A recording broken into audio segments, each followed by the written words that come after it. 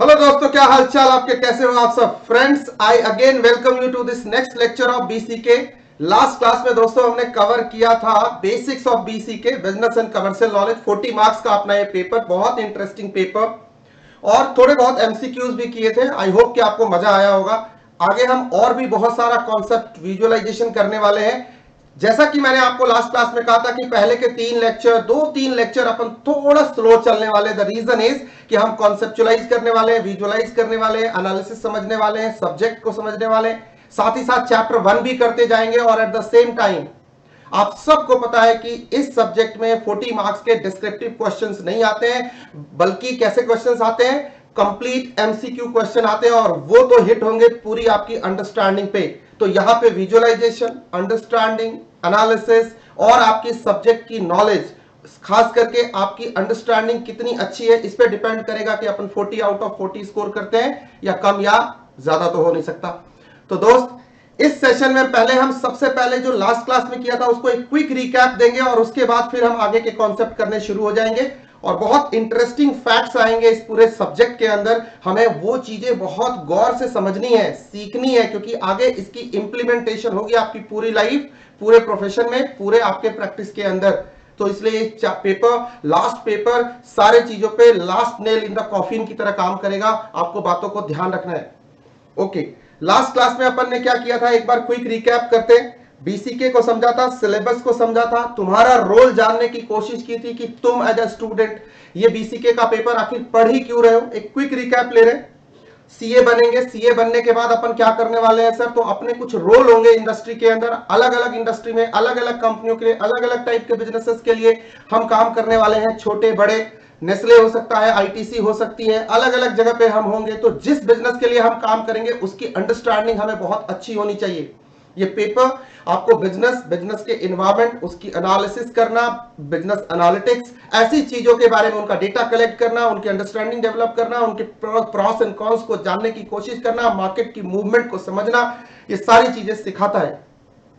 मान लो आप Asian paints में काम करते हो, तो वहां आपके रोल कैसे होंगे, तो जैसा नेचर ऑफ बिजनेस होगा, उस एंटिटी की जैसी बिजनेस की नेचर होगी, जैसा उसका बिजनेस मॉडल होगा, जैसे उसके प्रोडक्ट एंड सर्विसेज होंगे, जैसा उसके इन्वेस्टर्स होंगे, जिस टाइप के उसके स्टेक होल्डर्स होंगे, जिस टाइप से मार्केट और इंडस्ट्री रिएक्ट कर रही होगी, वो पर्टिकुलर पेंट वाली इंडस्ट्री, उसके हिसाब से चार्टर्ड अकाउंटेंट मैं उनको कंसल्टेंसी दे सकता हूं, उनको एडवाइस दे सकता हूं, उनकी ऑडिट कर सकता हूं, अपने रोल को निभा सकता हूं। इसका ये पेपर है। तो दोस्त, एज ए चार्टर्ड अकाउंटेंट हमारे कुछ रोल है। कंसल्टेंट की तरह फाइनेंसिंग, फंडिंग करवाने वाला इंसान जो फंडिंग को ध्यान में रखता है, अकाउंटिंग करता है, ऑडिटिंग करता है, कंप्लायंस सिखाता है, ऑडिटिंग एंड एश्योरेंस देता है, टैक्स प्लानिंग करता है, अगेन ट्रांसफर प्राइसिंग के काम होते हैं। बहुत सारे रोल है चार्टर्ड अकाउंटेंट के, ये सब। और इन सब को समझने के लिए हमने क्या करना है, लास्ट क्लास में मैंने आपको बताया, आपको बहुत अच्छा बिजनेस न्यूज रीडर बनना पड़ेगा। इंडस्ट्री में क्या कुछ हो रहा है, बहुत सारे पेपर्स है, बहुत सारे इकोनॉमिक टाइम्स देखते हैं, बिजनेस टाइम्स देखते हैं, हिंदुस्तान टाइम्स का भी इकोनॉमिक बिजनेस स्टैंडर्ड आता है, ऐसे बहुत सारे मैगजीन्स है हमारे सामने, फोर्ब्स है, फॉर्च्यून है, बिजनेस 2.0 है, बिजनेस वर्ल्ड है, बिजनेस इंडिया है, रियल एस्टेट का जैसे आपको दिखाया बिजनेस 2.0 है। ऐसे तमाम बिजनेस के मैगजीन्स हैं, बहुत सारे न्यूज चैनल्स हैं, ऑनलाइन मीडियम है, सीएनबीसी आवाज है, टीवी 18 है, ये सब को हम देखते हैं। एनडीटीवी प्रॉफिट है। तो क्या देखते हैं आखिर वो टेलीविजन में, यही समझते हैं कि बिजनेस, कॉमर्स, इंडस्ट्री कैसे मूव कर रही है, और मैं एज ए प्रोफेशनल मेरे कौन कौन से क्लाइंट हैं, उनको क्या क्या सर्विसेज मैं किस तरह से दे सकता हूं, ये समझने का दौर है। साथ ही साथ ये 6 चैप्टर हमारे सामने आपके स्क्रीन के ऊपर, introduction to BCK, business environment, business organisation, government policies and business growth, organisation facilitating businesses and कुछ टर्मिनोलॉजीज।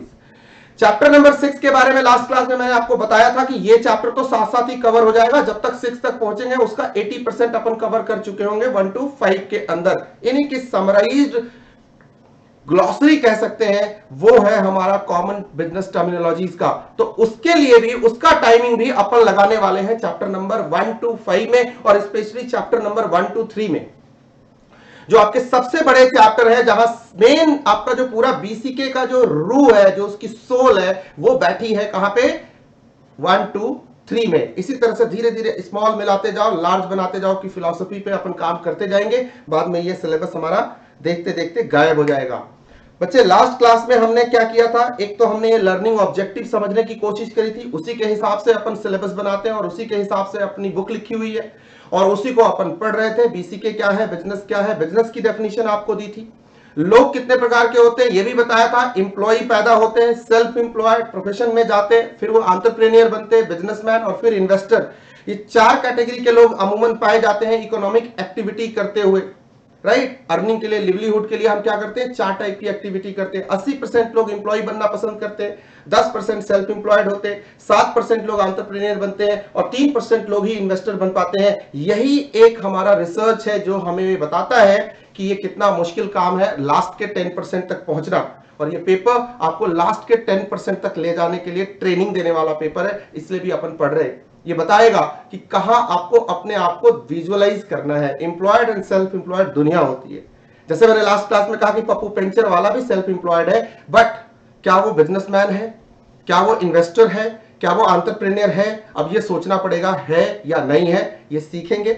और लास्ट क्लास में जितना कुछ हमने पढ़ा था आज उन सब का इंप्लीमेंटेशन हमारे सामने होने वाला है। आज वो सारी चीजें अलग अलग टॉपिक में तुम्हारे सामने निकल के आएंगी।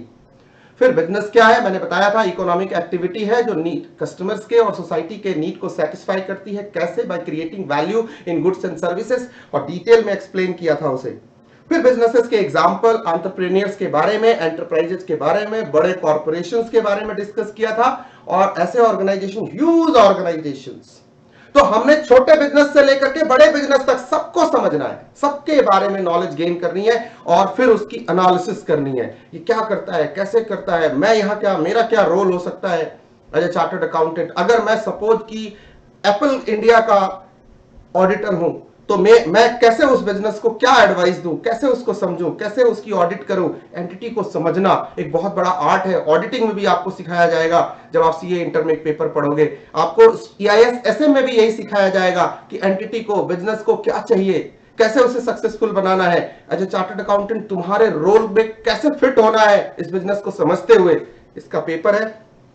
साथ ही साथ सैम वॉल्टन की बात करी, बिल गेट्स की बात करी, ऐसे ऑर्गेनाइजेशंस, ऐसे technology oriented organisation, Sabeer Bhatia से लेकर के जेफ बेजोस तक, ये सब नाम तुम्हारे टिप पे होने चाहिए। ये सब बड़े बिजनेस के बड़े एंटरप्रेन्योर्स हैं, बड़े टाइकून्स हैं। यही बिजनेस को, दुनिया के बिजनेसेस को सेट करते हैं, नए नए आयाम देते हैं अलग अलग टाइम पे।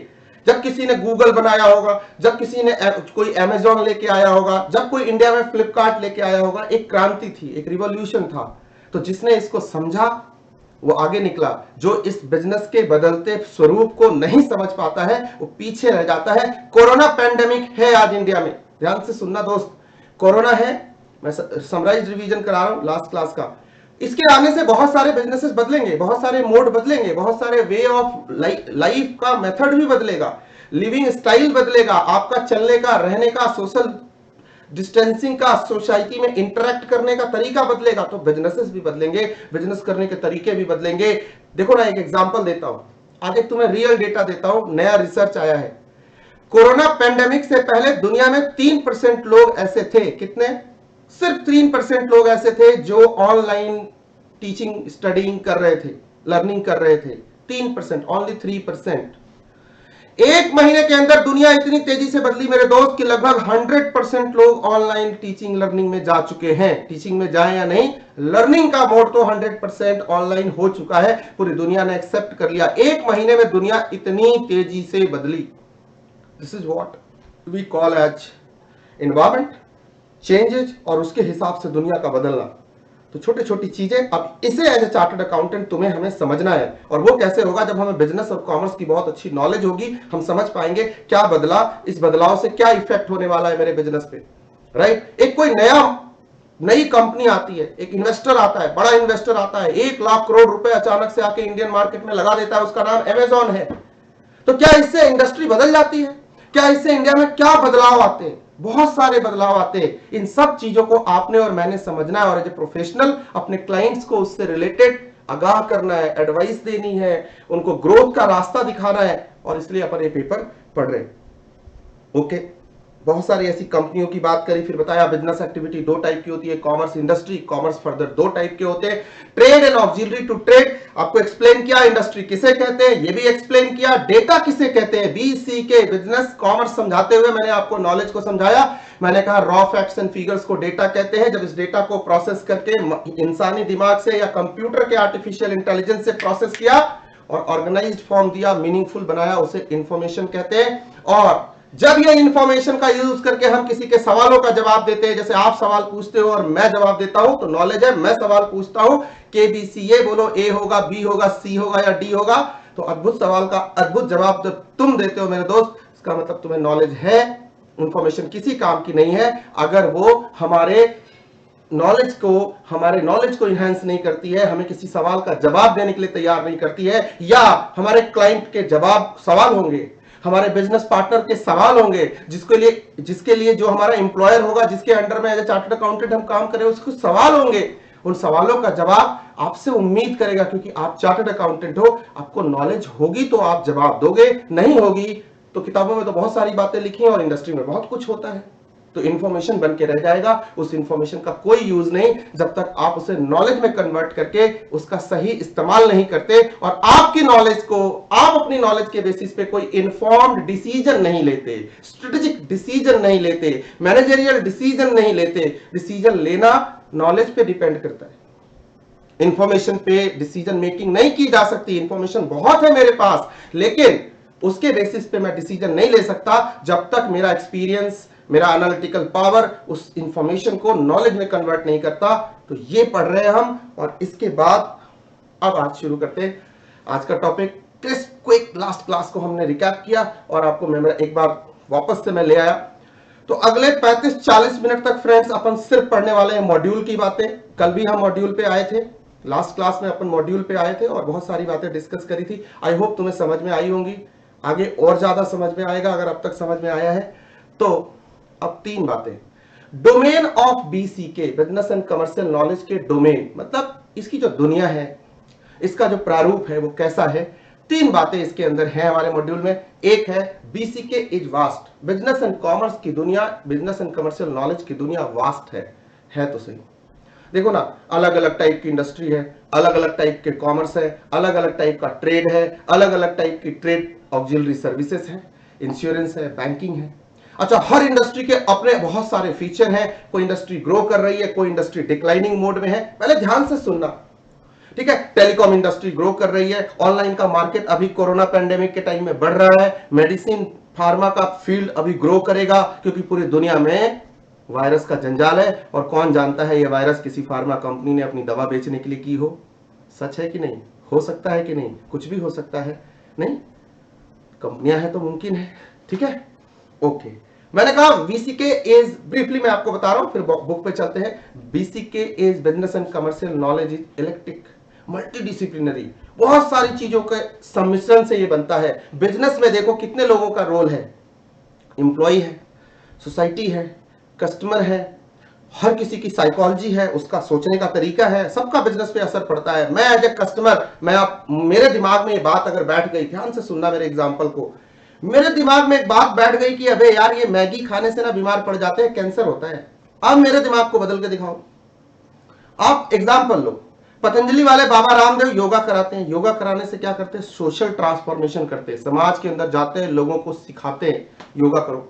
धीरे धीरे फिर अपना प्रोडक्ट लेके आते हैं और फिर प्रोडक्ट को आपको इंट्रोड्यूस करते हैं। सोशल एंगल भी है, कॉमर्स का एंगल भी है, मल्टी डिसिप्लिनरी है, बहुत सारी बातें इन्वॉल्व करती हैं इसके अंदर, ठीक है। बहुत सारी चीजों से बिजनेस को लेना देना है। सोसाइटी बदलती है, कस्टमर का दिमाग बदलता है, उसकी साइकोलॉजी बदलती है, सोचने का तरीका बदलता है। पैंडेमिक के बाद बहुत सारा सोशल बिहेवियर चेंज हो जाएगा, सोसाइटी के अंदर बहुत सारे बदलाव आएंगे, इन सब का असर बिजनेस के ऊपर पड़ेगा। फिर उसी के हिसाब से बिजनेस होगा, कॉमर्स होगा, ट्रेड चलेगी, इंडस्ट्री चलेगी, और फिर उसके हिसाब से अपन नॉलेज गेन करेंगे, इंफॉर्मेशन गैदर करेंगे और अपने आप को नॉलेजेबल बनाएंगे। तो इसीलिए मैं कहता हूं कि बिजनेस एंड कॉमर्स की दुनिया मल्टी डिसिप्लिनरी है, बहुत सारे चीजों को। अच्छा, हिस्ट्री का भी असर है, इतिहास का असर भी, पिछले 50 साल में कंपनियों ने क्या किया, कैसे किया, उसका असर हमारे आज की इंडस्ट्री पे भी पड़ता है। जैसे कि हमारे राजाओं के इतिहास का असर हमारी सोसाइटी पे पड़ता है, वैसे बिजनेसेस का इतिहास, जो उनका पहले 50 साल 40 साल में काम करने का तरीका रहा है और उसका इफेक्ट हमारे करंट बिजनेसेस पे भी पड़ता है। तो हर चीज का लेना देना है। बिजनेस एंड कॉमर्स की नॉलेज कई चीजों को जोड़ करके समझने से बनती है, कोई एक चीज नहीं है कि मैं कह दूं ये बिजनेस है। जब मैंने कह दिया कि ये सोशल एक्टिविटी है, business is societies organ of growth. क्या बोला मैंने कहा business is societies organ of growth. आप एक बिजनेसमैन हो, ध्यान से सुनो राहुल, तुम एक बिजनेसमैन हो, तुम कहां से निकले हो? सोसाइटी से ही तो निकले हो। बस तुम्हारा काम क्या है? तुम ग्रोथ करने के लिए गए हो, तुम प्रॉफिट कमाने गए हो, प्रॉफिटेबिलिटी लाने गए हो, ग्रोथ के लिए गए हो, वेल्थ कमाने एक्यूमुलेट करने गए हो, ब्रांड क्रिएट करने गए हो। तुम्हारा पर्पस डिफरेंट हो गया, बट हो तो तुम भी सोसाइटी के, राइट? कोई आदमी इकोनॉमिक एक्टिविटी करता हो, लिवलीहुड के लिए जाकर के काम करता हो, या कोई आदमी नहीं करता हो, घर पे बैठ करके मतलब ऐसे कहता हो कि अजगर करे न चाकरी, पंछी करे न काम। अजगर करे न चाकरी, पंछी करे न काम। बहुत बड़े पोएट थे दास मुलुका। दास मुलुका कह गए सबके दाता राम। कोई ऐसे भी सोचता है नहीं कि मंदिर के बाहर बैठ जाएंगे, भोजन तो मिल ही जाएगा? नहीं, चले जाओ बहुत सारे वृंदावन और बहुत सारे ऐसी जगहों पे नॉन इकोनॉमिक एक्टिविटी, फिर भी उसका गुजारा चल रहा है, बट वो अर्निंग नहीं कर रहा, लिवलीहुड नहीं जी रहा। वो सारा चीज, वो हर चीज बीसीके का पार्ट है। बीसीके को उससे भी लेना देना है, कैसे हम आगे बात करेंगे। और बीसीके इज एवर इवॉल्विंग। नजर बदले, नजारे बदले, मौसम के इशारे बदले। ध्यान से सुनना मेरे दोस्त, समय बदलेगा, नई चीज आएगी, बदलाव आएगा, कोई नया चेंज आएगा, इन्वायरमेंट में बदलाव होगा, सोसाइटी में बदलाव होगा, टेक्नोलॉजी में बदलाव होगी, और फिर साथ ही साथ बीसीके भी चेंज होगा, बिजनेस बदलेगा, कॉमर्स बदलेगा। अब देखो ना बहुत सारी चीजें। अब मैं तुम्हें क्या देता था? पेन ड्राइव और बुक्स। अब गवर्नमेंट ने कह दिया कि भैया ऐसा है कुरियर बंद, तो मैंने देना क्या शुरू कर दिया? ऑनलाइन ई बुक, ऑनलाइन पीडीएफ, ई बुक, राइट? तो क्या हुआ? नए नजर बदले, नजारे बदले, मौसम के इशारे बदले। अगेन चीजें बदलती जाएंगी तो बिजनेस एंड कॉमर्स की दुनिया बदलेगी, राइट? कस्टमर की रिक्वायरमेंट मास्क की थी तो मास्क मिला, सैनिटाइजर की थी तो सैनिटाइजर दिया हमने। तो बिजनेस एंड कॉमर्स, सैनिटाइजर जो 50-50 रुपए के थे, जो घर पे बनाए जा सकते थे 50-40 रुपए में, वो 500-500 रुपए में मार्केट में मिलते थे, राइट?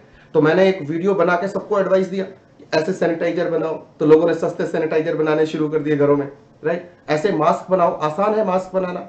तो this is called BCK is ever evolving and expanding. ये तीन बातों को हम डिटेल में आप पढ़ते हैं मॉड्यूल के रेफरेंस से। पहले तो मैंने कहा बीसीके वास्ट है, एक्सप्लेनेशन आपके सामने है। लास्ट क्लास में मैंने आपको ये पढ़ाया था कि बिजनेस की एक्टिविटी कॉमर्स, इंडस्ट्री, ट्रेड और ऑक्सिलरी टू ट्रेड को मिला के बनती है, वास्ट है। दूसरा मैंने कहा ये इलेक्ट्रिक है, मतलब मल्टी डिसिप्लिनरी है। बाजू में लिखना अपनी बुक के, मल्टी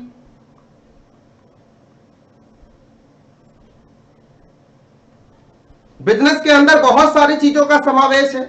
जब मैं कहता हूं मतलब स्ट्रेटजी भी बिजनेस का पार्ट है, लॉजिस्टिक्स, माल है तो ढुलाई का सामान चाहिए, वो भी उसका पार्ट है। बुल एंड बियर कहां से आ गए? स्टॉक मार्केट है, स्टॉक मार्केट में तुमने सुना होगा बुल एंड बियर। बुल वो फैक्टर होते हैं जो स्टॉक मार्केट को नई दिशा देते हैं, ऑप्टिमिस्टिक, मतलब उसको आशा देते हैं और उसके बेसिस पे इन्वेस्टर पैसा लगाता है। मतलब एक सरकार आई मेरे देश में, ध्यान से सुनना, एक एक टर्म को समझाऊंगा क्योंकि एक एक टर्मिनोलॉजी आपको काम आने वाली है। ये टर्मिनोलॉजी वाले सेक्शन में भी पढ़ना है, इसलिए यहां टाइम लगाएंगे अपन, ये चारों टर्म को समझेंगे, बहुत इंपॉर्टेंट है। बुल जो मार्केट के सेंसेक्स को बढ़ाता है, आप सेंसेक्स समझते हो, अभी आता हूं आपको एक्सप्लेन करता हूं। बियर समझते हो, ये भी सेंसेक्स, बॉम्बे स्टॉक एक्सचेंज सुना होगा, ट्रेडिंग, स्टॉक ट्रेडिंग सुनी होगी, उससे रिलेटेड टर्म है, क्या फर्क पड़ता है। और एक एक करके एक एक टर्मिनोलॉजी के बारे में बात करते हैं। स्ट्रेटजी से क्या समझते हो? सबसे पहला स्ट्रेटजी, एक एक करके आपको बताता हूं। स्ट्रेटजी के बारे में तुम क्या जानते हो, बताओ? स्ट्रेटजी के बारे में क्या जानते हो, कुछ बता सकते हो? सोच के बोलो। एक स्टोरी सुनाता हूं, बड़े पेशेंस से पहले 2-3 लेक्चर मेरे देखना, उसके बाद सब बातें समझ में आएंगी। मैं चंडीगढ़ में रहता हूं, मैं, एक मेरा दोस्त अमित, एक मेरा और फ्रेंड सरदार जी, राइट? हम 3 जने गए दंगल मूवी देखने के लिए। सेक्टर 17 में एक थिएटर है, वहां पे दंगल मूवी देखने गए। टिकटें बुक थी, सब फुल हाउसफुल था, कुछ भी नहीं था। ब्लैकियर एक ब्लैक मार्केटिंग कर रहा था, जो ब्लैकी बेचता, 500 500 को ले लो, 500 को ले लो, 500 को ले लो, वो वाले भाई, ठीक है, वो वहां बेच रहा था। तो मैं, अमित और वो सरदार, गुरप्रीत। सरदार देखने में भी 6.5 फीट का था, देख के भी लगता था पुलिस वाला है। मैंने कहा यार टिकट तो नहीं मिलेगी, घर चलते हैं वापस, राइट। ऑनलाइन बुकिंग हमने की नहीं थी, हमने सोचा जाके वहां ले लेंगे, आप इतना तो दिमाग लगाया नहीं, घूमते फिरते पहुंच गए थे। अब सुनो क्या होता है। वो सरदार कहता है ऐसी कोई बात नहीं त्रिवेदी, तू ऐसे ही सोच गया, देख मैं अभी अरेंज करता हूँ। वो गया, एक ब्लैक मार्केटियर को पकड़ा, उसके कान के नीचे कितने लगाए, 2 लगाए पूरे। लगाने का टिकट लगा, क्या कर रहा है तू, भाग यहां से। उसने सोचा कोई पुलिस वाला सिविल ड्रेस में आया, वो डर गया, ऐसे कैसे तू ब्लैक मार्केटिंग कर रहा है यहाँ पे, कैसे कर दिया तूने ये वो, अभी जेल के अंदर तेरे को डालता हूँ। धमकाया अपने तरीके से, उसके पास होगा कुछ आर्ट। उसके बाद उसने फटाफट बाबू जी 3 टिकट उससे लिए और ईमानदारी से उसको जो ओरिजिनल प्राइसेस थे 125 इंटू 3 375 रुपये दे भी दिए। बोले जा, अब नजर नहीं आना चाहिए तू यहाँ से, जा भाग यहाँ से। उसको फिर धक्का मार के निकाल दिया वहां से, निकल गया बेचारा, वो तो चला गया, राइट। वो आया और उसने मेरे को कहा, देखा त्रिवेदी स्ट्रेटजी तू पढ़ाता है, देखी मेरी स्ट्रेटजी, कर लिया ना मैंने टिकट मैनेज।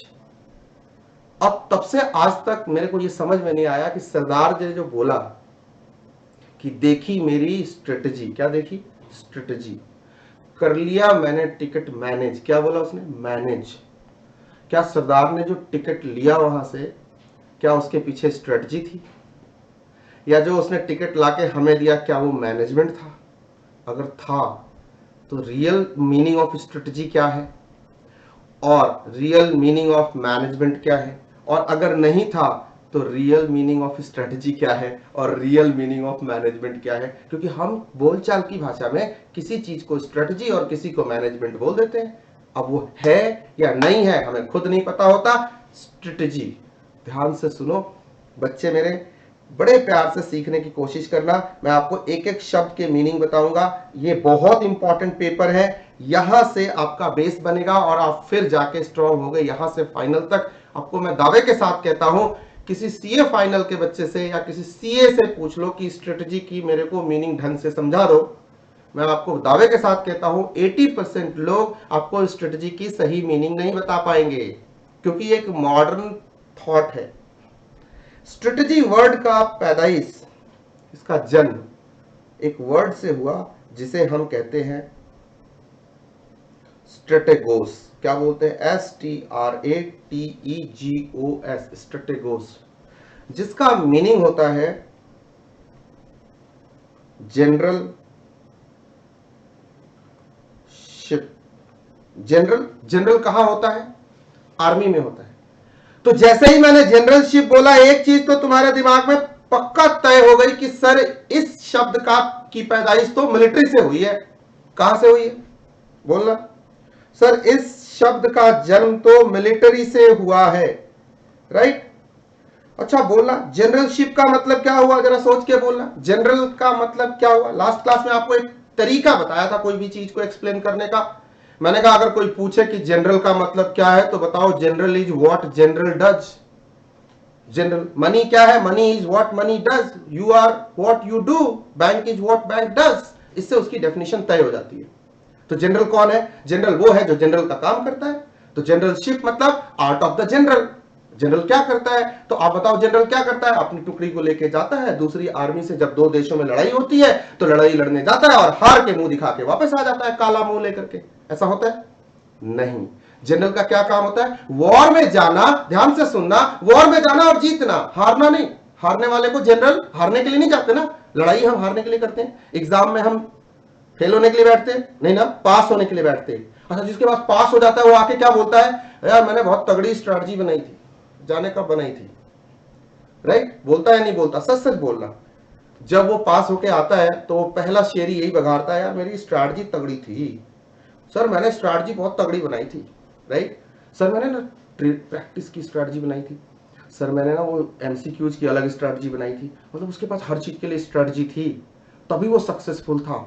इसका मतलब वो कह रहा है कि उसने कोई प्लान किया था। नहीं, क्या किया था, प्लान किया था और उससे उसको जीत मिली। मतलब मैं कह सकता हूं plan to win is strategy, और प्लान टू लूज भी हो सकता है। क्या कोई जनरल तो हारता होगा, मतलब जो हारता होगा उसके पास स्ट्रैटेजी नहीं है। बिल्कुल सही सुना तुमने, जो हारा उसके पास स्ट्रैटेजी नहीं थी। जो जीता उसके पास स्ट्रैटेजी है, जो जीता वही सिकंदर, सुना है ना बचपन में। स्ट्रेटजी का मतलब क्या है? Strategy is a plan to win. कहां से ओरिजिन हुआ? मिलिट्री से ओरिजिन हुआ। किस शब्द से ओरिजिन हुआ? स्ट्रेटेगोस वर्ड से ओरिजिन हुआ। बीसीके में क्या काम है? क्योंकि बिजनेसेस को जरूरत पड़ती है स्ट्रैटेजी की, और स्ट्रैटेजी के बेसिस पे हर बिजनेस चाहता है कि मैं अपने बिजनेस को जीत दिलाऊं, मुझे प्रॉफिट मिले, मेरे कॉम्पिटिटर से ज्यादा मिले, मैं अपने कॉम्पिटिटर को बीट करूं। एक छोटी सी ना मूवी की क्लिप दिखाता हूं, ध्यान से सुनना। जब भी मैं कोई मूवी की क्लिप दिखाऊं तो ऐसा सोचना कि ये कोई केस दिखा रहा हूं आपको, मूवी नहीं दिखा रहा, मैं कोई केस स्टडी दिखा रहा हूं, जिससे आपको कोई वर्ड का रियल मीनिंग समझ में आएगा। ये मेरा स्टाइल है। अच्छा, ये वर्ड इतना इंपॉर्टेंट है कि आपको पूरी जिंदगी काम आएगा, पूरी लाइफ, पूरी लाइफ। इंडस्ट्री में, दुनिया में जहां भी रहोगे, जिस भी सब्जेक्ट में पढ़ाई कर रहे होगे, जहां भी होगे, स्ट्रैटेजी वर्ड तुम्हारा पीछा कभी नहीं छोड़ेगा। मेरी ये बात अपने कॉपी में लिख लो। तो ध्यान से सुनो, आपको ना मैं एक मूवी दिखाता हूं। मतलब एक बात तो मैंने क्लियर कर दी कि स्ट्रेटजी का ओरिजिन मिलिट्री से हुआ है, और मिलिट्री का मतलब दो आर्मी लड़ती है, एक जीतता है एक हारता है। जो जीतता है उसके पास स्ट्रेटजी है। लेकिन आप बोलोगे सर कैसे? सवाल उठेगा ना, तुम अभी छोटे हो, तुम्हारे दिमाग में तो सवाल ज्यादा उठेगा, कैसे? तो मैं एक आपको विजुअल दिखाता हूं और विजुअल से आपको बताऊंगा कैसे। और मैं आपसे पूछूंगा भी, बताओ ऐसा रियली फील हुआ कि एक के पास स्ट्रैटेजी थी और दूसरे के पास नहीं थी?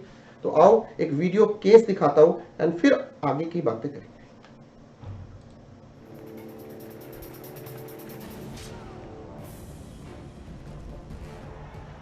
331 BC, near the small village of Gaugamela, in present-day Iraq, two vast forces of men are engaged in a battle for the future of the world.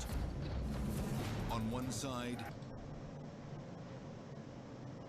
near the small village of Gaugamela, in present-day Iraq, two vast forces of men are engaged in a battle for the future of the world. On one side is the great king of Persia, Darius, commander of the largest army on earth. He probably had 200 to 250,000 men on the field. On the other side is an army 1/5 the size, led by a 26-year-old named Alexander. He was, at this point in his young life, a veteran commander. Prepare to experience the greatest battle of the ancient world like never before. Witness firsthand the innovative strategies and weapons of war. They'd have a weapon much like this, a very aerodynamic spear. Who was Alexander? How could he possibly face an army 5 times his number? His tactics are still in use today. His ideas are still in use today. What was Alexander's secret weapon? Alexander was a phenomenon. Go back in time and experience one of the world's greatest battles. Gaugamela was a turning point in world history. The lines have been drawn, the odds impossible. Prepare for battle. It's a fight to the finish that will change history forever and define one young man as Alexander the Great.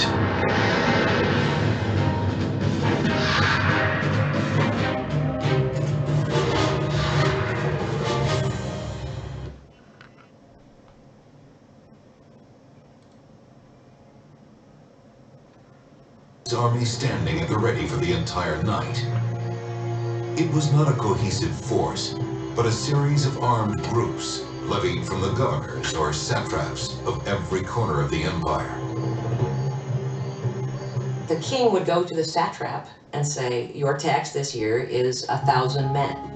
And he might have a huge variety of these from different places. He fought with Ethiopians. He fought with Bactrians, who would be Afghanistan today. They were all over the place, and they may speak different languages, have different cultures, have different weapons. Most Persian warriors wore no armor and no helmet. Each carried an 8-foot spear and a shield made of wicker. But what the Persian army lacked in armor and weapons, they made up for in numbers. You think of the Persians, they're not a bunch of yahoos. The tactics that they're using have been effective for hundreds of years. The Persians have a huge empire. It's been good enough.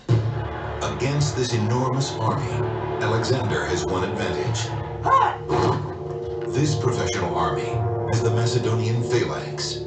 Captain Dale Dye, retired officer, historian, and film consultant, has studied the Macedonian approach to warfare. The Macedonian Phalanx, probably the most potent weapon of war in the ancient world. The Phalanx, blocks of individuals, 256 men, arranged 16 across by 16 deep.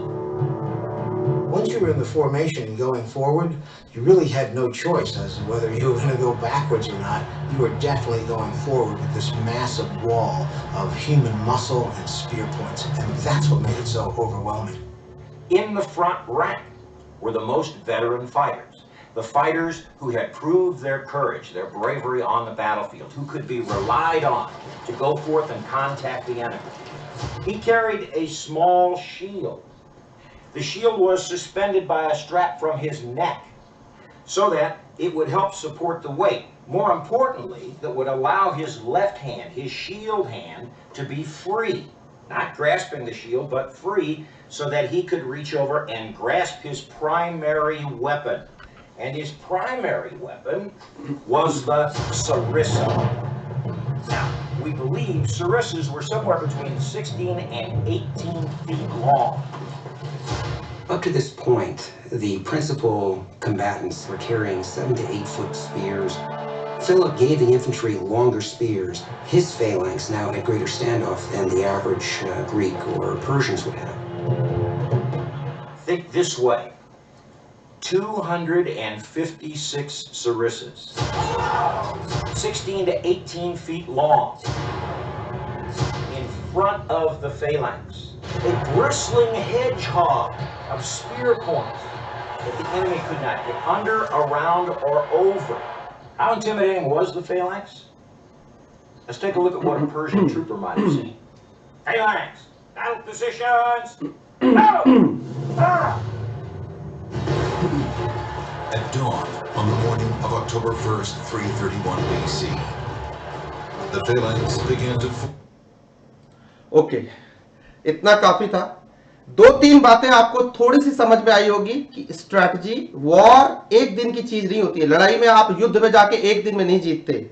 लंबे समय तक कोई भी army अपनी तैयारी करती है, resources के साथ, तैयारी के साथ, लीडर के साथ, बहुत सारे नए टूल्स एंड टेक्निक के साथ वो मैदान में जाती है और अपने राइवल को बीट करती है। इसी का नाम स्ट्रेटजी है। ऐसे ही जब आप एग्जाम के लिए तैयारी करते हो, एक दिन की मेहनत नहीं होती। ऐसा नहीं है कि 3 महीने हमने सीए फाउंडेशन में पढ़ा दिया, 4 महीने 6 महीने तो तुम उससे फाउंडेशन निकालते हो। वो भी एक फैक्टर है, लेकिन जो बचपन से अब तक तुमने पढ़ाई करी है वो एक स्ट्रैटेजी का हिस्सा है कि तुम धीरे धीरे धीरे धीरे करके तैयार हो रहे हो, स्ट्रेंथ बिल्ड कर रहे हो। अब हमने फाउंडेशन में तुम्हें पढ़ाया, तुम्हारा लेवल बिल्ड किया और तुमने फाउंडेशन को जाके क्रैक किया। स्ट्रेटजी है, मिलिट्री से आया है, ये प्लान टू विन है। प्लान का मतलब क्या होता है? मतलब जीत तो गए, अब ऐसा लग गया कि अगर हमने तैयारी अच्छी करी तो एग्जाम जाके क्रैक करेंगे। बाकियों का तो पता नहीं। अभी तुम्हारे बाजू में जो बच्चा बैठा है, अब तो बाजू में कोई नहीं बैठा, अब तो हर कोई घर पे बैठा है।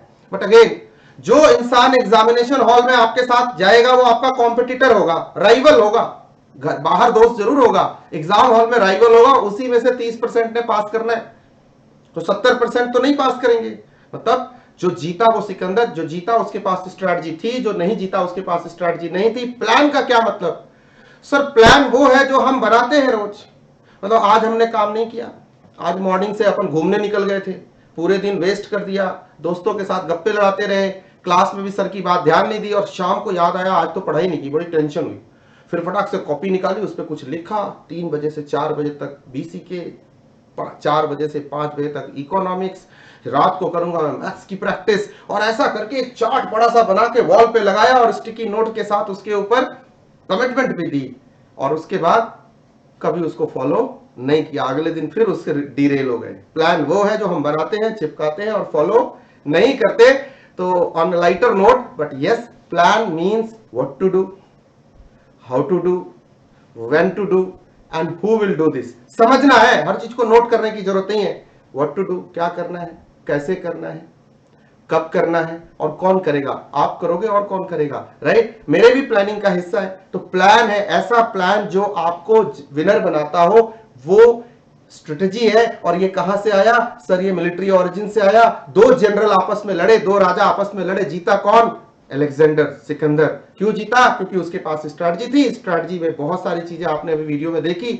ऐसे बनाते हैं स्ट्रेटजी, ऐसे ही कंपनियां स्ट्रेटजी बनाती है, ऐसे ही कंपनियां भी स्ट्रेटजी बनाती है। मान लो एक एग्जांपल देता हूं, दो कंपनी है तुम्हारे सामने, दो कंपनी है तुम्हारे सामने, एक का नाम है, ध्यान से सुनना बच्चे मेरे एग्जांपल्स को, ये एग्जांपल समझने का है, ये नोटिंग करने का कुछ भी नहीं है, बस समझना है विजुअल से, आपको ये टर्म समझना है, बहुत इंपॉर्टेंट टर्म है, मैं बहुत छोटे में आपको समझा रहा हूं। एक कंपनी है जिसका नाम है केमी प्रो, वो क्या बनाती है? एक ऐसा ही ड्रम स्पीकर बनाती है, जिस ड्रम स्पीकर की चर्चा मैं कर रहा था अभी, ऐसा एक ड्रम स्पीकर बनाती है, राइट? बनाती है तो क्या ऑफर करती है, देखना जरा ध्यान से। 2018 मॉडल, 10 फीचर वाला, 10 घंटे प्ले टाइम वाला, वाटर प्रूफिंग इसमें नहीं है, 1 साल की वारंटी है, ये फीचर है। मतलब मैं कह सकता हूं इस कंपनी ने ये वैल्यू क्रिएट की। कस्टमर को तो यही दिखेगा, कस्टमर इसी के बेसिस पे डिसाइड करेगा इस प्रोडक्ट को लेना है या इस प्रोडक्ट को नहीं लेना। मैं कहता हूं चलो सोचते हैं अभी लेना है कि नहीं लेना। एनीवेज, अच्छा इस प्रोडक्ट को बनाने की कोई कीमत तो होगी, कोई लागत तो होगी, सॉरी कीमत नहीं, कोई लागत तो होगी, कोई कॉस्ट तो होगी। रॉ मटेरियल लगता होगा, लोग लगते होंगे, मैनेजर लगते होंगे, कंपनी लगती होगी, रिसोर्सेस लगते होंगे, बिल्डिंग की भी जरूरत पड़ती होगी, प्लांट चाहिए होगा, बेचेंगे, मार्केट में ले जाएंगे, बहुत कुछ करेंगे ना। इसे पूरा बिजनेस एंड कॉमर्स मैन्युफैक्चरिंग से शुरू होगा, कस्टमर तक पहुंचाना है, तो इसको बनाने की, इसको बेचने की कोई कीमत तो होगी। सर देखो ये पिलर, एक प्रोडक्ट बनाया, इसकी एक कॉस्ट है, कॉस्ट कितनी है? 5,000 रुपए है आपके सामने। कॉस्ट कितनी है? 5,000 है। ध्यान से सुनना, ये प्रैक्टिकल एक वर्किंग दे रहा हूं आपको, विजुअलाइज करा रहा हूं। एक ड्रम स्पीकर ऐसा बनाया, उसकी कॉस्ट कितनी है? 5,000 रुपए है। अब ध्यान से देखना, और उससे फीचर कितने क्रिएट किए? सर इतने सारे क्रिएट किए। इतने सारे क्रिएट करके हमने क्या उखाड़ लिया? हमने कस्टमर के दिमाग में परसेप्शन पैदा किया, कस्टमर की साइक को, उसकी मेंटालिटी को, उसकी साइकोलॉजी को। बोला बेटा 18 मॉडल, 10 फीचर, 10 घंटे प्ले टाइम वाला, बिना वाटर प्रूफिंग के 1 साल वारंटी के साथ दे रहा हूं। ऐसा सिमिलर प्रोडक्ट मार्केट में कोई और होगा ना तो 10,000 के आसपास उसकी वैल्यू लगेगी। अब सुनो, कस्टमर देखता है अच्छा 10,000 की है, कहता है मैं 8,000 दूंगा, देना है तो दे, नहीं तो छोड़। कंपनी कहती है ठीक है 8,000 रुपए दे दो। तो हमने क्या किया? प्राइस तय किया 8,000, और 8,000 में लोग ले लेते हैं।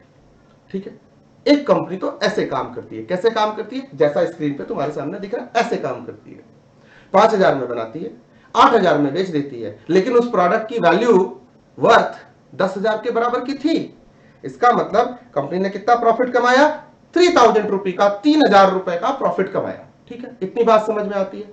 अब जरा ध्यान से देखना, अब केमी प्रो को एक चैलेंज करने वाली कंपनी जेबीएल आ गई मार्केट में। उसने कहा देखो जो दिखा रहा हूं वही एग्जांपल है, इसलिए ये ड्रम स्पीकर रखता हूं, एक तो केस दिखाने के लिए, बनाने के लिए, और दूसरा तुम्हें सुनाने के लिए, राइट? अभी ध्यान से सुनो, अभी क्या हुआ, एक जेबीएल कंपनी आ गई, बोला यार ये तो ठीक है केमी प्रो, इसको मैं अभी उखाड़ता हूं बाजार से, ये अभी बहुत बड़ा लीडर बना बैठा है, दिखाता हूं इसे।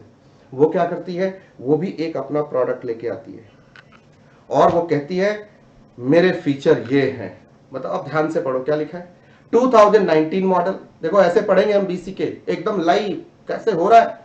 थोड़ा वक्त लगेगा शुरुआत के 2-3 लेक्चर में, पेशेंस रखना होगा भाई। जिन बच्चों को बुक रीडिंग करने की आदत है, बुक रीडिंग छोड़ दे। मैंने पहले ही कह दिया था इस पेपर में बुक रीडिंग भूल जाओ, मैं सब पढ़वा के घर भेजूंगा, यही कराऊंगा, और 40 के 40 एमसीक्यू आप हिट करोगे, गारंटी है। लेकिन आपकी नींव इतनी तगड़ी होगी कि यहां से लेके सीए फाइनल तक आपको कोई नहीं ला पाएगा। टाइम उतना ही लगाऊंगा जितना कि इस सब्जेक्ट में लगना चाहिए जो आपको अलॉटेड है, लेकिन कॉन्सेप्चुअली पढ़ाऊंगा। तो आपको जरा सुनना है मुझे बड़े ध्यान से, पेशेंस के साथ। 19 मॉडल का ये ड्रम स्पीकर है, 12 फीचर है, 12 घंटे का प्ले आवर है, और देखो ना वाटर प्रूफिंग टेक्निक है, IPX7, और 2 साल की वारंटी है। जरा मुझे ध्यान से बताना, केमी प्रो के तुलना में, क्या बोला? केमी प्रो की तुलना में 18 मॉडल, 10 फीचर, 10 घंटे प्ले टाइम की तुलना में क्या इस जेबीएल ने ज्यादा वैल्यू क्रिएट करी, ज्यादा फीचर, ज्यादा क्वालिटी, बेहतर टेक्नोलॉजी ऑफर करी आपको? करी क्या? यस और नो जवाब दो। यस सर करी। तो क्या इसकी प्लानिंग उसकी प्लानिंग से बेहतर है? इसका प्रोडक्ट उसके प्रोडक्ट से बेहतर है, मतलब ये जीतेगा अगर मार्केट में जाएगा। तो लगता है इसके पास प्लान टू विन है। क्या ये स्ट्रैटेजी है कि हम ज्यादा वैल्यू क्रिएट करेंगे उसके तुलना में? अब ध्यान से सुनना, ठीक है, अच्छी बात है। इसको भी बनाने की तो कोई कॉस्ट होगी। यस सर, कॉस्ट तो होगी, और देख के तो लगता है ज्यादा फीचर लगा रहा है तो ज्यादा कॉस्ट होगी इसकी, ये बेहतर प्रोडक्ट है तो कीमत ज्यादा लगी होगी। ओ वाह, देखो ये तो 4000 रुपए में बना लेता है भाई, ये तो 5000 में बना रहा था और ये तो 4000 रुपए में बना रहा है। ये क्या कमाल है? कमाल तो यही है, मान लो कि JBL के पास कोई नई टेक्नोलॉजी हाथ लग गई। ये बिजनेस एंड कॉमर्स है, ध्यान से सुनो। इसने मैन्युफैक्चरिंग की, इसको चीप लेबर मिल गया, चीप रॉ मटेरियल मिल गया, बेहतर क्वालिटी का रॉ मटेरियल कम कीमत पे मिल गया, इसने बल्क में खरीदा, इसका स्केल बड़ा है। इकोनॉमी, जब स्केल इकोनॉमिक्स में पढ़ा होगा ना, जैसे जैसे हमारा वॉल्यूम ऑफ प्रोडक्शन बढ़ता है हमारी कॉस्ट पर यूनिट घटती जाती है। एडम स्मिथ ने बताया, टेलर ने बताया, ऐसे लोगों ने हमें बताया। अब ध्यान से सुनो, अब क्या हुआ, ये कंपनी ने 4000 रुपए में बना लिया, ये कंपनी 5000 रुपए में बनाती है इसी प्रोडक्ट को। अब बताओ किसके पास एडवांटेज है? कौन जीता? किसने कॉस्ट कंट्रोल किया, किसने कॉस्ट रिड्यूस किया? इसने किया क्या? और इसने किया, तो ये इसका एडवांटेज हो गया। देखो जरा स्कोर कैसे करते हैं दूसरी कंपनी के ऊपर। ये दोनों क्या कर रहे हैं? कंपीट कर रहे हैं। तो कंपीट क्या सिर्फ मार्केट में करते हैं? कंपीट क्या सिर्फ प्राइस के लिए करते हैं? अरे कॉस्ट भी घटाया तो मेरी प्रॉफिट ज्यादा होगी ना, तो मैं तो तेरे से आगे निकल गया। मैंने कम समय में ज्यादा पढ़ाई करता हूं और तू ज्यादा समय में ज्यादा पढ़ाई करता है। बताओ कौन जीता? कम समय में ज्यादा पढ़ाई करने वाला, क्योंकि उसका समय बच रहा है, वो और पढ़ेगा, उसमें कुछ और करेगा। Getting the point?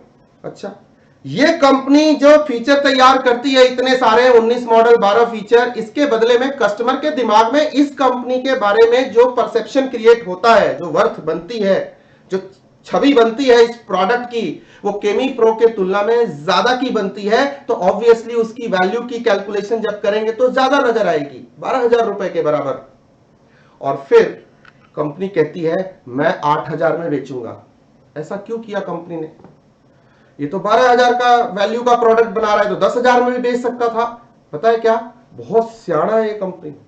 वो कहती है कस्टमर को आदत पड़ी हुई है ऐसे ड्रम स्पीकर 8000 में खरीदने की, वो हैप्पी है। मैं तो कम कीमत पे बनाई है, तो मेरा तो प्रॉफिट तब भी ज्यादा होगा अगर मैं 8000 पे बेचूंगा। उसका प्रॉफिट 3000 था, ये 4000 रुपए प्रॉफिट कमा रहा है। ध्यान से देखो, तो इसका मतलब JBL स्पीकर वाला 1000 प्रॉफिट भी ज्यादा कमा रहा है उससे, और 8000 पे ही बेच रहा है 12000 वाला प्रोडक्ट को, 12000 वाले प्रोडक्ट को। इसके पास, इसका मतलब एडवांटेज फिर आ गया, फिर एडवांटेज आ गया। ऐसा ये क्यों कर रहा है? आप बताओ क्यों कर रहा है ऐसा? ये इसे तो 10000 चार्ज करना चाहिए था यार, ये तो और प्रॉफिट 2000 और बढ़ जाते, 6000 कमाता। इसने प्रॉफिट सेक्रीफाइस किया, किसको? कस्टमर को। क्यों? क्योंकि इसे कस्टमर बेस बढ़ाना था, कस्टमर बेस बढ़ाना था, इसका मार्केट शेयर बड़ा हो जाएगा। ज्यादा अच्छी प्रोडक्ट को ये उसी प्राइस पे दे रहा है, ये भाई से बेहतर प्रोडक्ट बना के और 8000 रुपए पे दे रहा है। तो दुकान के सामने भीड़ किसके लगेगी? इसके सामने लगेगी। ये स्ट्रेटजी है, ये इसकी प्लानिंग का हिस्सा है। इस तरह से JBL ने केमी प्रो को मार्केट में बीट किया, जैसे कि वॉर में अलेक्जेंडर ने दारियस 2 को बीट किया।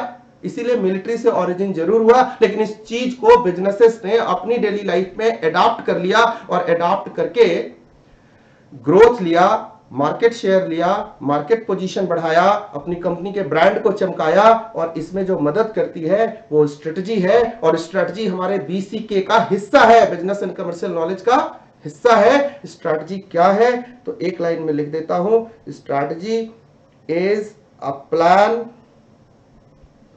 To win. इसको कभी मत भूलना।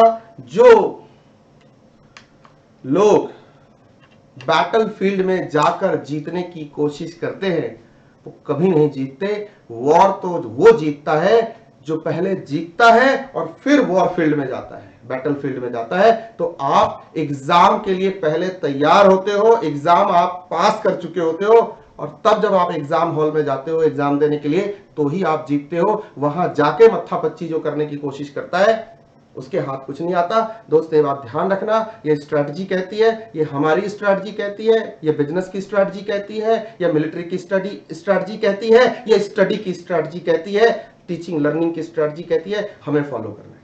ठीक है, समझ में आ गई प्रैक्टिकली बात? This is our word strategy.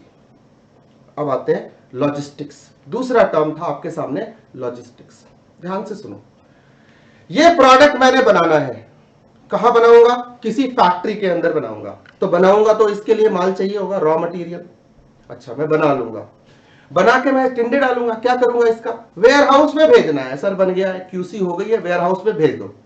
चल मैंने वेयर हाउस में भेज दिया, तो कैसे जाएगा वेयर हाउस में? अच्छा, वेयर हाउस में चला गया, वेयर हाउस से फिर कस्टमर का ऑर्डर आ गया, पैक करके हमने रखा हुआ है, कस्टमर तक पहुंचाना है। कैसे जाएगा कस्टमर को? ओके, मतलब यहां एक लफड़ा है। उसके लिए हमें जरूरत पड़ती है लॉजिस्टिक्स की। अकाउंट्स में पढ़ते हो ना तुम, carriage inward, carriage outward, yes और नो? यस पढ़ते। क्या है वो?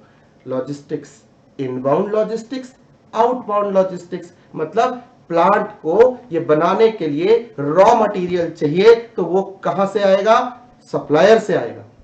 कैसे आएगा? मोड्स ऑफ ट्रांसपोर्टेशन चाहिए, तो एक लाइन लगी पड़ी है यहां पे, कोई भी मोड ऑफ ट्रांसपोर्टेशन इसमें से चुन लो, लॉजिस्टिक्स है। बट एक बात ध्यान रखना, लॉजिस्टिक्स जो भी करेगा, रॉ मटेरियल जो भी लेके आएगा इसको बनाने के लिए, उसको सेफ्टी के साथ लेके आएगा। ये भी लॉजिस्टिक्स का हिस्सा है। ऐसा नहीं है कि मेरा प्लास्टिक, टीन, कनस्तर कुछ भी लेके आ रहे हो इसको बनाने के लिए, इसको उठा के पटकते पटकते ले आओ कि टूट जाए रास्ते में, वो भी गलत है। टाइम पे मिलना चाहिए, ये भी जरूरी है। सही कॉस्ट पे खरीदा हुआ होना चाहिए, ये भी जरूरी है। सब लॉजिस्टिक्स का हिस्सा है। तो हर कंपनी को, हर बिजनेस को काम करने के लिए लॉजिस्टिक्स की जरूरत पड़ती है स्ट्रैटेजी के साथ साथ। स्ट्रैटेजी बहुत अच्छी है, संसाधन को लाएंगे, ले जाएंगे, कस्टमर तक माल पहुंचाना है। कस्टमर ने इसका ऑर्डर किया, मैंने वेयर हाउस से निकाला, ऑर्डर इनवॉइस बनाया, पैसे लिए, पैक किया और इसको पटकते पटकते उसको ले जाके दिया। क्या कस्टमर लेगा? नहीं लेगा। क्या लॉजिस्टिक्स ने काम किया? नहीं। लॉजिस्टिक्स का काम है सेफ डिलीवरी करना, इसे लॉजिस्टिक्स कहते हैं। इसकी डेफिनेशन क्या होगी? ध्यान से देखो, logistics ensures that the right material, कैसा material? Right material are available. मैंने मांगा था ड्रम स्पीकर, तो माउस लाके नहीं दोगे भैया, ध्यान से सुन लो। Right material are available at the right place, customer के प्लेस पे या प्लांट में, जहां जिसको जो चीज की जरूरत है उसको ले जाके देने का काम लॉजिस्टिक्स का है। एट द राइट टाइम, सही वक्त पे। माल मेरे को आज बनाना है, प्रोक्योरमेंट के लिए मैंने 5 दिन पहले बोला हुआ था परचेज डिपार्टमेंट को, और माल लेके आया 10 दिन के बाद, तो क्या करूंगा? इसको सिर पे मारूंगा। अब तो कस्टमर भी चला गया, ऑर्डर भी खत्म हो गया। तो राइट टाइम पे आना चाहिए, राइट क्वांटिटी में। मैंने मांगा था 500 किलो, तुम लेके आए हो 13 किलो, 15 किलो, 20 किलो, उससे तो मेरा कुछ भी नहीं होता। एंड राइट कॉस्ट पे, जो मार्केट में कॉम्पिटिटिव कॉस्ट हो। ऐसा नहीं कि खूब महंगा ले आए, जी आपने जल्दी बोला था तो महंगा लेके आ गया, तो महंगा लेके आ गया तो प्रोडक्ट महंगा बनेगा, तो मेरी स्ट्रैटेजी फेल हो जाएगी, मेरा कॉस्ट ज्यादा हो जाएगा, तो मेरे को केमी प्रो वाला बीट कर देगा भाई। समझ रहे हो? तो ये सारी चीज बिजनेस एंड कमर्शियल नॉलेज का हिस्सा है। तो इसको जरा नोट कर लो एक बार अपने बुक के साइड में। Logistics ensures that the right material are available at the right place at the right time of the right quantity and at the right cost. समझ में आ गई बात? फटाफट नोट कर लो, then we'll move.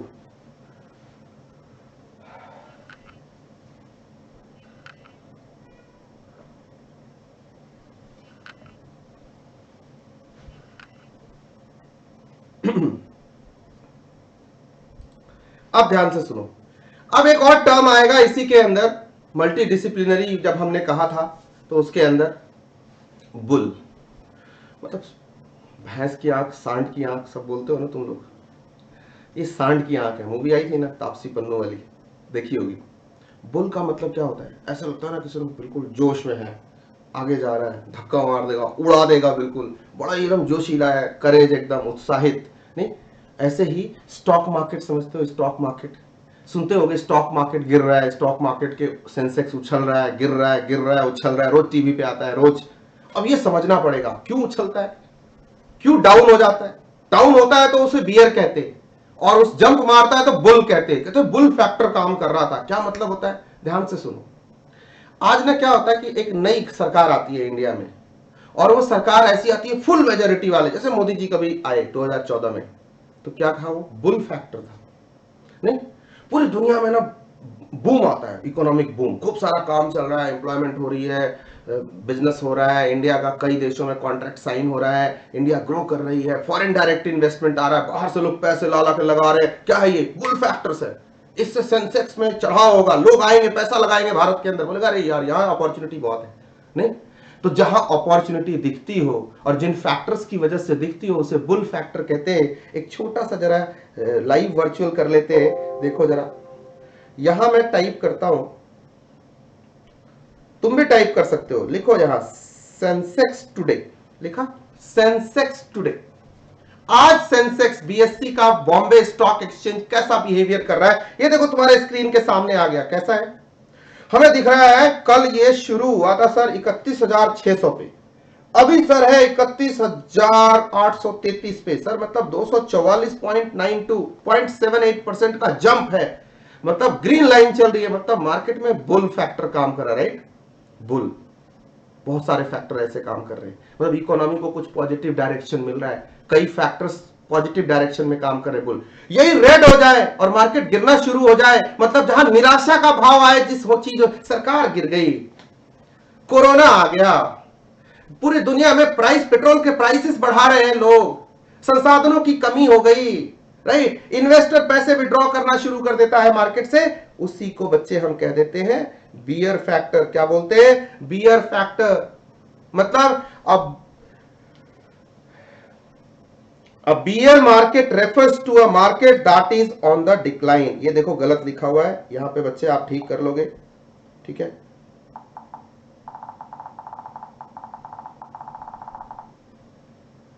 ये bull नहीं होगा, अब बियर होगा, ठीक है, ये आप ठीक कर लोगे। A bear market refers to a market that is on the decline, जिसमें पेसिमिस्टिक, ऑप्टिमिस्टिक, पेसिमिस्टिक वर्ड समझते हो, जो ऑप्टिमिस्टिक है वो बुल है, जो पेसिमिस्टिक फैक्टर्स है वो बियर है। राइट, जो अप पे है वो बुल है, जो डिक्लाइन पे है वो बियर है। इतनी बातें समझ में आ गई। अब जरा मॉड्यूल पे आओ, फिर वहां से बातें करनी शुरू करेंगे। देखो आज हमने आपको कहां से शुरू किया था? यहां से शुरू किया था, डोमेन ऑफ बिजनेस। अब देखना, तुम्हें जितनी बातें मैंने अब तक डिस्कस करी है ना, सारी इस मॉड्यूल के अंदर मिलेगी। अभी मैं आपसे जनरल डिस्कशन कर रहा था, बुक समझा रहा था आपको। Domain of business and commercial knowledge, पहली लाइन क्या है? डोमेन का मतलब क्या होता है? स्फीयर ऑफ नॉलेज, कि इसके अंदर हमें क्या क्या बातों से वास्ता पड़ने वाला है। राइट, तो सबसे पहली चीज क्या थी? ये वास्ट है, इलेक्ट्रिक है, एवर इवॉल्विंग है, एक्सपेंडिंग है। वास्ट है, इसका मतलब क्या है? Business is vast, enormous range of activity. Business के अंदर क्या है? कॉमर्स है, ट्रेड है, ट्रेड ऑक्सिलरी टू ट्रेड है, इंडस्ट्री है, और सबके बारे में बात करनी है। इसी को कह दिया हमने बीसीके इज वास्ट, मतलब हर चीज को हमें हर चीज के बारे में नॉलेज लेनी है। इंडस्ट्री है तो बहुत टाइप की इंडस्ट्री है, कॉमर्स है तो बहुत टाइप का कॉमर्स है, ट्रेड है तो कई टाइप की ट्रेडिंग है, हमें सबको समझना है। दैट इज बीसीके, इसलिए कहा बीसीके इज वास्ट। आगे, Thus, to know about retail trade, one needs to be aware of the various form. Further, one needs to know the functions that the retailer perform. एक retailer क्या क्या करता है? Buying करता है, selling करता है, right? Goods को dispatch भी कर सकता है जरूरत पड़ने पे। For example, the neighborhood retailer provides a variety of goods of daily needs, various brands, the same item in various quantity, and host of other services such as home delivery, weekly, monthly, credit etcetera. एक mall में जाओ, easy day में जाओ, easy day वाला कहता है, आंटियों को कहता है, आंटी लोग आप लोग ना वीकेंड पे आया करो, यहाँ ना हॉलीडे क्विज होता है, वीकली क्विज होता है, जीतने वाले को हम स्पेशल इनाम देते हैं। ये भी ट्रेडिंग की एक्टिविटी है, ट्रेड से जुड़ी हुई एक्टिविटी। गृहिणियों को, आंटियों को जोड़ता है अपने मॉल के साथ, अपने बिजनेस के साथ, इस तरह से उनका कस्टमर बेस बढ़ता है। ठीक है, here we have just enumerated some of the benefits from point of view of the customer. Okay, BCK is eclectic, मतलब multidisciplinary, ध्यान से सुनना। BCK is eclectic and derives from various disciplines, that is marketing, accounting, finance, operations, human behavior, psychology, sociology, law, economics, ethics, etc. इतनी सारी चीजों से लेना देना है। कस्टमर का सोचना, बिजनेस में ऑपरेशंस, फाइनेंस, मार्केटिंग, अकाउंट, सब चीज असर डालती है। साइकोलॉजी, अभी बताया ना कि जो वैल्यू, क्वालिटी, फीचर किसी भी प्रोडक्ट का, वो क्या है? कस्टमर के दिमाग में होता है। कल बिजनेस की डेफिनेशन पढ़ाते हुए भी ये बात मैंने बताई थी आपको, राइट? तो ये भी है। Each discipline has a vocabulary of its own. हर किसी सब्जेक्ट की अपनी टर्मिनोलॉजी होती है। स्टॉक एक्सचेंज में अपन बुल बियर की बात करते हैं, स्ट्रेटेजिक मैनेजमेंट में अपन strategy, value creation, competitive advantage, ऐसे टर्म्स की बात करते हैं। एक एग्जांपल से समझाया। इसी तरह से बिजनेस में अलग, लॉ में जाते हैं तो अपन नेगोशिएबल इंस्ट्रूमेंट में हुंडी बोलते हैं। बोलना जरा, हुंडी दुनिया में कहीं और होता है क्या? नहीं होता। चेक बोलते हैं, डीडी बोलते हैं। तो हर चीज की अपनी टर्मिनोलॉजी है। वो सब बिजनेस एंड कमर्शियल नॉलेज का हिस्सा है। हमने पूरे बिजनेस को समझना है तो उसमें जो जो चीज, जो जो बातें होती हैं, वो सबको हमें समझना है। सो दैट कि कई बार क्या होता है ना, जब हम इंडस्ट्री में जाते हैं, काम करते हैं बाहर जाके, तो कंपनियों में, तो हम क्या करते हैं, आउट ऑफ द कॉन्टेक्स्ट कुछ से कुछ बोल देते हैं। बात कुछ और होती है, मतलब कुछ और होता है, बोल कुछ और देते हैं अपन। उसके ना लोग हंसते हैं फिर हमारे बारे में। क्यों? क्योंकि हमें बिजनेस एंड कॉमर्स की सही नॉलेज नहीं है। हर चीज का खास मतलब होता है। जब मैं स्ट्रेटजी बोलूंगा तो स्ट्रेटजी को एक खास पर्सपेक्टिव में बोलूंगा। जब मैं बोलूंगा मैनेज किया तो कुछ एफिशिएंसी बढ़ाई होगी तो बोलूंगा कि हाँ मैनेज किया। ऐसे नहीं बोल दूंगा टर्म मेरे दोस्त की तरह, राइट? ये डिफरेंस है। एंड दस contributes towards BCK vocabulary. BCK की अपनी शब्दावली है इस सब्जेक्ट की, इसकी नहीं, इंडस्ट्री की।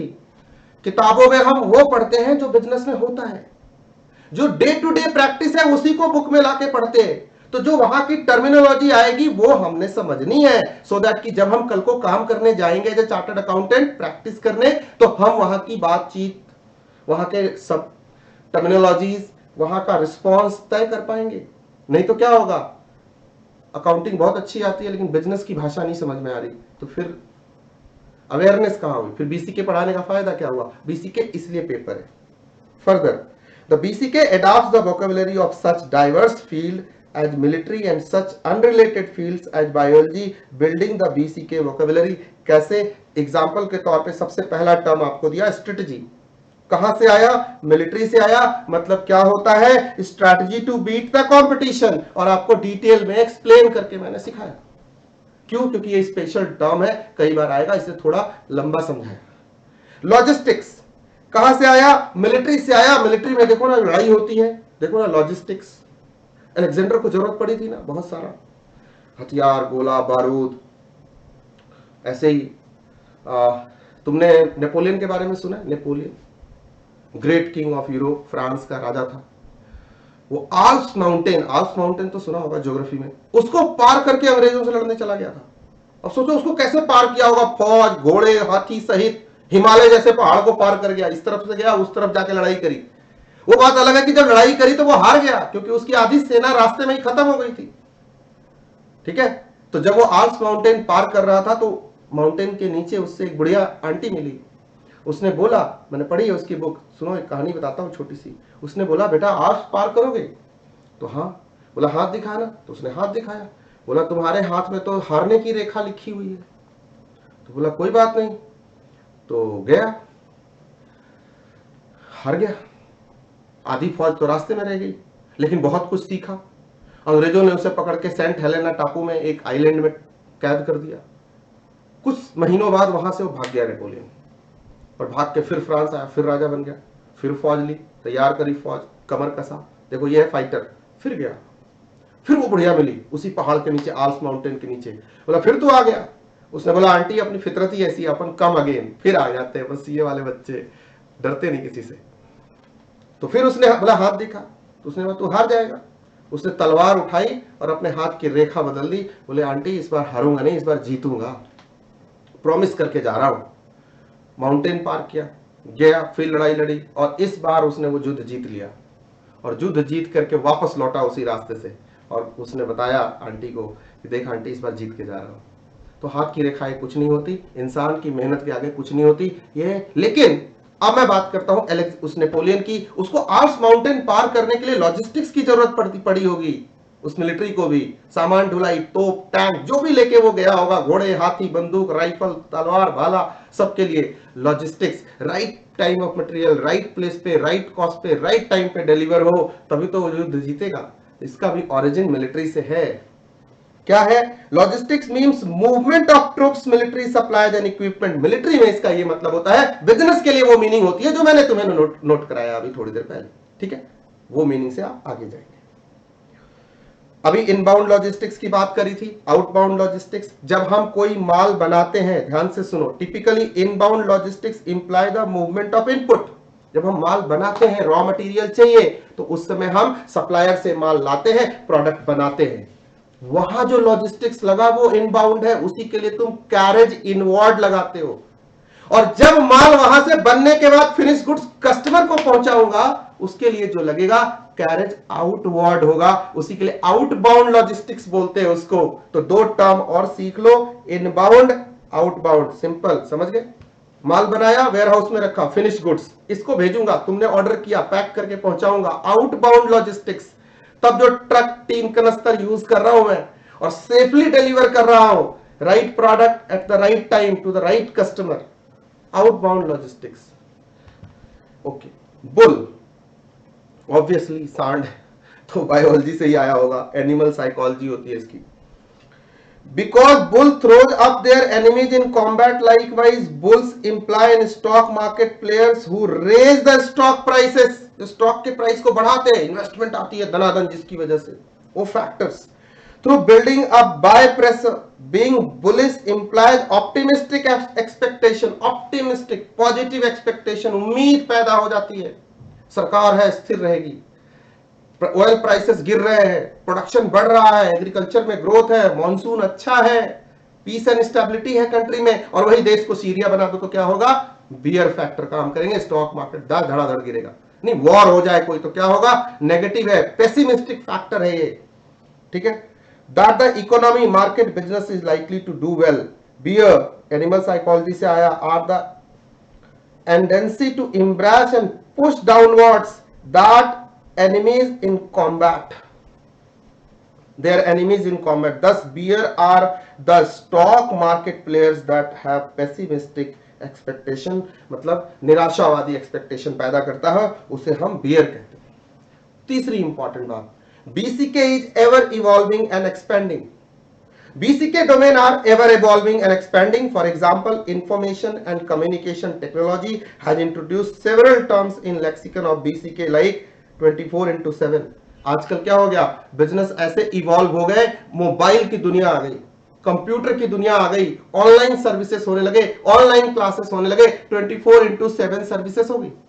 कस्टमर केयर अमेरिका का रात में दिन में 24 घंटे चल रहा है इंडिया से, तो वो क्या है? जाके देखो, सारे कॉल सेंटर 24 घंटे खुले रहते हैं। ये नई शब्दावलियां है, B2B, सुना है क्या? ध्यान से सुनो। तुम जाते हो, डेल को सुना है? डेल कंप्यूटर बनाता है, लैपटॉप बनाता है, चलो छोड़ो। टाटा मोटर्स को जानते हो? यस, टाटा मोटर्स ऑटोमोबाइल बनाता है, मतलब कार बनाता है, ट्रक बनाती है, गाड़ियां बनाती है। उसको टूल पार्ट्स की जरूरत पड़ती होगी, वो कहां से लेता होगा? किससे लेता होगा? कोई सब्सिडरी कंपनी होगी, कोई कंपनी जो टूल पार्ट्स बनाती है, उसने माल दिया एक बिजनेस ने दूसरे बिजनेस को, B2B, business to business commerce कहलाया। B2C, तुम जाते हो फ्लिपकार्ट के ऊपर माल बाय करने, खरीदते हो फ्लिपकार्ट से, क्या खरीदते हो? ये ड्रम स्पीकर खरीदा 8,000 रुपए का, राइट? तुमने ये जाके खरीदा, क्या किया तुमने? एक पोर्टल पे गए, बिजनेस ने कस्टमर को बेचा, B2C, कंज्यूमर को बेचा, B2C। इसी तरह से और भी होते हैं, C2C होता है। जैसे तुम जाते हो, इसको पुराना हो गया, बेचना है, क्या करते हो? OLX पे बेचूंगा। किस पे? OLX पे। तो फोटो खींचा, डाल दिया इसकी डिस्क्रिप्शन के साथ। एक कस्टमर ने दूसरे कस्टमर को कांटेक्ट किया, आपके पास एक ड्रम स्पीकर है, आप क्लास में दिखा रहे थे, हाँ मैं दिखा रहा था, तो हमें चाहिए। कितने का? 5,000 रुपए का। 8,000 का खरीदा था, 5,000 में दे दूंगा। कोई बात नहीं सर, ले लेंगे। C2C, customer to customer, consumer to consumer बोलो इसको। तो ये सब टर्मिनोलॉजी है, BPO हो गया, चिप्स हो गए, ये सब नई टर्मिनोलॉजी है, और धीरे धीरे ये बिजनेस बढ़ रहा है। अब कोरोना के बाद और कुछ शब्दावलियां आएंगी। पहले ऑनलाइन तुम्हारी टर्मिनोलॉजी में था, बहुत कम था, कम था, right? Online live virtual classes था, online query and chat support था, नहीं था। अब है ना, अब मैं EISSM की इस बार क्लास दे रहा हूं ना, कैसे? ऑनलाइन दे रहा हूं अपने ऐप के ऊपर, एप्लीकेशंस, बच्चा यूज करने लगा एप्लीकेशन, मोबाइल डिवाइसेस, घर वाले देखते नहीं थे। मोबाइल में तू क्या देख रहा है? 24 घंटे नजर रखते थे, क्या देख रहा है, ऐसा झांक के देखते थे। अब झांकते नहीं, पढ़ रहा होगा, चाहे वो वीडियो ही देख रहा हो कोई, वो वाली, लेकिन घर वाले अब अज्यूम करेंगे कि वो पढ़ ही रहा है उसके ऊपर, अब उसकी मर्जी। तो ये क्या हो गया, नई टर्मिनोलॉजी आती है बिजनेस में, हमेशा ये चेंज होती रहेगी, समय बदला। अच्छा, आज से 20 साल पहले किसी ने सोचा था ई कॉमर्स, जब तक इंटरनेट नहीं था। 1990 से पहले किसी ने सोचा होगा इंटरनेट ऐसी कोई चीज होती है? नहीं। कंप्यूटर सुना था, क्या सुना था? कंप्यूटर सुना था। इंटरनेट सुना था क्या? नहीं सुना था। अच्छा, मेल सुना था क्या? Mail, email, Gmail, Ymail, Yahoo mail सुना था क्या? 1994 से पहले पूछना अपने डैडी से, अपने अंकल से, अपने ताऊ से, बोलेंगे नहीं, तब नहीं होता था हमारे जमाने में। अरे मतलब कि नई नई चीजें आती रहती है। यस, एवर इवॉल्विंग, एक्सपैंडिंग, बढ़ता रहेगा। जैसे जैसे नई नई चीज आएगी, टेक्नोलॉजी आएगी, बिजनेस के नए तरीके आएंगे। पहले जमाने में बड़े बड़े कॉर्पोरेशन नहीं होते थे, एक कंपनी होती थी, टायर बेचती थी, एक स्पीकर बेचती थी। आज देख लो आईटीसी को, टाटा को, मतलब सुई से लेके जहाज तक सब बेचता है, सब बनाता है और बेचता है। तो ऐसी कंपनियों का दौर आया, इवॉल्विंग, एवर इवॉल्विंग, एक्सपैंडिंग है, मतलब बदलती रहेगी। मतलब नजर बदले, नजारे बदले, मौसम के इशारे बदले, तो बिजनेस भी इवॉल्व होता रहेगा। समझ में आ रही है सारी बातें? बिल्कुल क्लियर है यहां तक? आगे आते हैं। An important aspect of this evolution is the decline and demise of old businesses. यही तो मैं कह रहा था, पुराने तौर तरीके खत्म हो जाएंगे, नए तरीके आएंगे। And old ways of doing business and the emergence of new business and newer ways of doing the business. Ecommerce मतलब रीटेलिंग, ई-टेलिंग में कन्वर्ट हो गई। पहले कहते थे कि दुकान है, अब कहते हैं आगे दुकान है और पीछे ऑनलाइन दुकान है। मतलब बाप आगे दुकान में रिटेलिंग कर रहा है, परचून की दुकान चला, बेटा पीछे ई कॉमर्स का पोर्टल लगा करके ऑनलाइन बेच रहा है उसी माल को जो डैडी प्रोक्योर कर रहे हैं कई जगह से। नए ways of doing businesses, new ways of teaching also evolved. These changes may be aided or impeded by changes in the technology, society, economy and the life collectively referred to as business environment. Business और उसके आसपास जो हम पढ़ेंगे chapter number 2 में मेरे दोस्त, कि बिजनेस और उसके environment, internal, external, micro, macro, तुमने 12th क्लास में पढ़ा होगा, मैं डिटेल में पढ़ाऊंगा। वो जैसे जैसे बदलेंगे वैसे हमारा बिजनेस भी बदलेगा।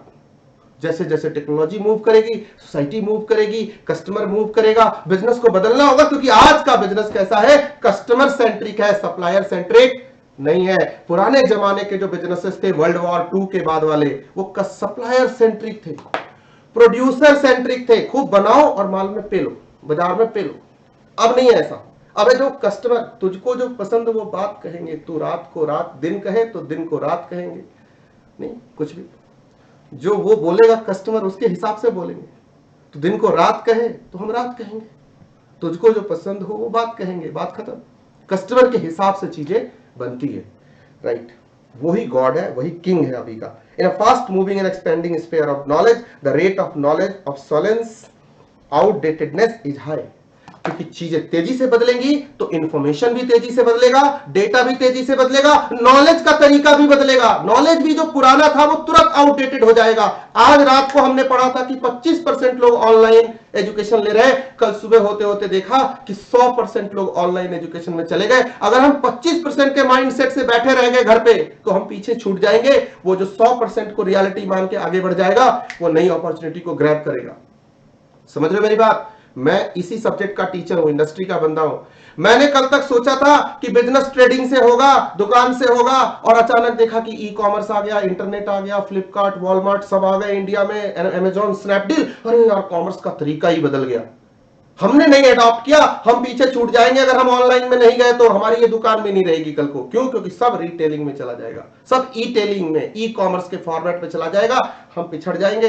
तो हमारी नॉलेज हमारे को सक्सेसफुल या फेलियर का रास्ता दिखाती है। इसीलिए हम बीसीके पढ़ते हैं कि जो कंटेम्पररी नॉलेज हो बिजनेस की हमारे पास हो, और हम जो भी इवोल्यूशन हो रहा हो, नए चेंजेज हो रहे हो, उसके बेसिस पे अपने लिए, अपने क्लाइंट के लिए डिसीजन मेकिंग में सपोर्ट कर सके और एक वैल्यूएबल 21st सेंचुरी के प्रोफेशनल बन के आपके सामने खड़े हो, राइट?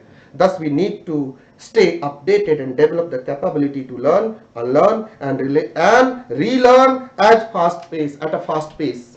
तो हमें जरूरत है कि हम चीजों को सीखें, जो गैरवाजिब हो उनको भूले भी, उनको छोड़ दे, क्योंकि ये पुराना हो गया, अब ये आउटडेटेड हो गया। और फिर जरूरत पड़े तो नए को जो सीखा है उसको आगे और ब्रश अप करें। This is what BCK is all about. Importance of BCK for chartered accountants पढ़ा दिया क्या आपको? बिल्कुल, आगे निकलेंगे। लेकिन ऐसा बताते हुए मुझे गर्व महसूस हो रहा है और मैं आपको इंपॉर्टेंस ऑफ बीसीके बताने से पहले एक छोटा सा क्लिप दिखाता हूं और फिर हम और बातें। देश का काम करते हैं। आपका सिग्नेचर देश के प्रधानमंत्री के सिग्नेचर की वो ताकत नहीं है जो ताकत एक चार्टर्ड अकाउंटेंट के सिग्नेचर की होती है।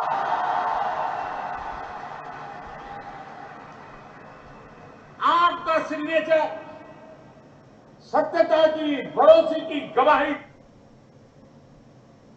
फिर से सुनना है, फिर से सुन लो, दिल को तसल्ली देगा। देश का काम करते हैं। आपका सिग्नेचर देश के प्रधानमंत्री के सिग्नेचर की वो ताकत नहीं है जो ताकत एक चार्टर्ड अकाउंटेंट के सिग्नेचर की होती है।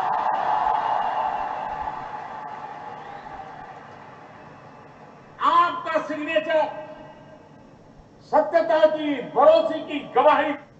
आपका सिग्नेचर सत्यता की, भरोसे की गारंटी देता है। ये मैं नहीं कह रहा, इस देश का प्रधानमंत्री कह रहा है, ये मोदी जी भी नहीं कह रहे। फिर से बोल रहा हूं, ये मिस्टर मोदी नहीं कह रहे, ये देश का प्राइम मिनिस्टर कह रहा है। आप इसको किसी नाम से, किसी पार्टी से ना सोचे, ऐसे सोचे कि देश का प्राइम मिनिस्टर भी जानता है कि सीए के लाइफ में सीए का जो सिग्नेचर है वो पीएम के सिग्नेचर से भी बड़ा है, क्योंकि देश के रिसोर्सेस को संभालने की जिम्मेदारी, ट्रू एंड फेयर व्यू देने की जिम्मेदारी आपके हाथ में है। इसीलिए आपको बिजनेस को ज्यादा अच्छे से समझने की जरूरत है, आपको स्ट्रेटेजिक होने की जरूरत है। ट्रेडिशनल रहोगे आप और बिजनेस बदल जाएगा। आप नहीं समझोगे तो आपकी सिग्नेचर गलत जगह पे लगेगी और वो सिग्नेचर देश के लिए नुकसानदायक होगी। तो इसलिए एज ए चार्टर्ड अकाउंटेंसी के स्टूडेंट, अगर सीए फाउंडेशन के स्टूडेंट के तौर पे सही देशभक्ति तुमने दिखानी है तो तुमने बिजनेस को बहुत अच्छे से समझना है। यही तुम्हारी देशभक्ति है, क्योंकि तुम्हारा सिग्नेचर अगर सही लगा तो सही होगा और गलत लगा तो गलत सही हो जाएगा।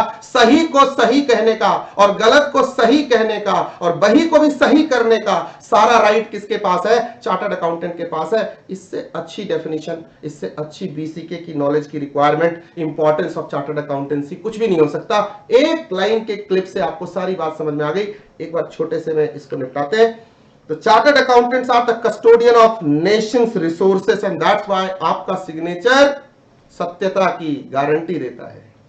दे are responsible for putting in place a credible system of truthful and fair accounting and reporting. हर चीज की अल्टीमेटली अकाउंटिंग होती है, रिपोर्टिंग होती है, और वो सत्यता की, प्रामाणिकता की जांच और उसको सर्टिफाई करने का काम, वो स्टैट्यूटरी पावर जो पार्लियामेंट ऑफ इंडिया ने दिया है वो सीए को दिया है। तो आपकी जिम्मेदारी बढ़ती है। अगर आपकी बिजनेस की नॉलेज कमजोर होगी तो आपकी इंटरप्रिटेशन कमजोर होगी, एनालिसिस कमजोर होगी, फिर आपका सिग्नेचर रॉन्ग हो सकता है और राइट रॉन्ग और रॉन्ग राइट हो सकता है। तो राइट को राइट करो, नहीं तो मिस्टर डोंग बन जाओगे।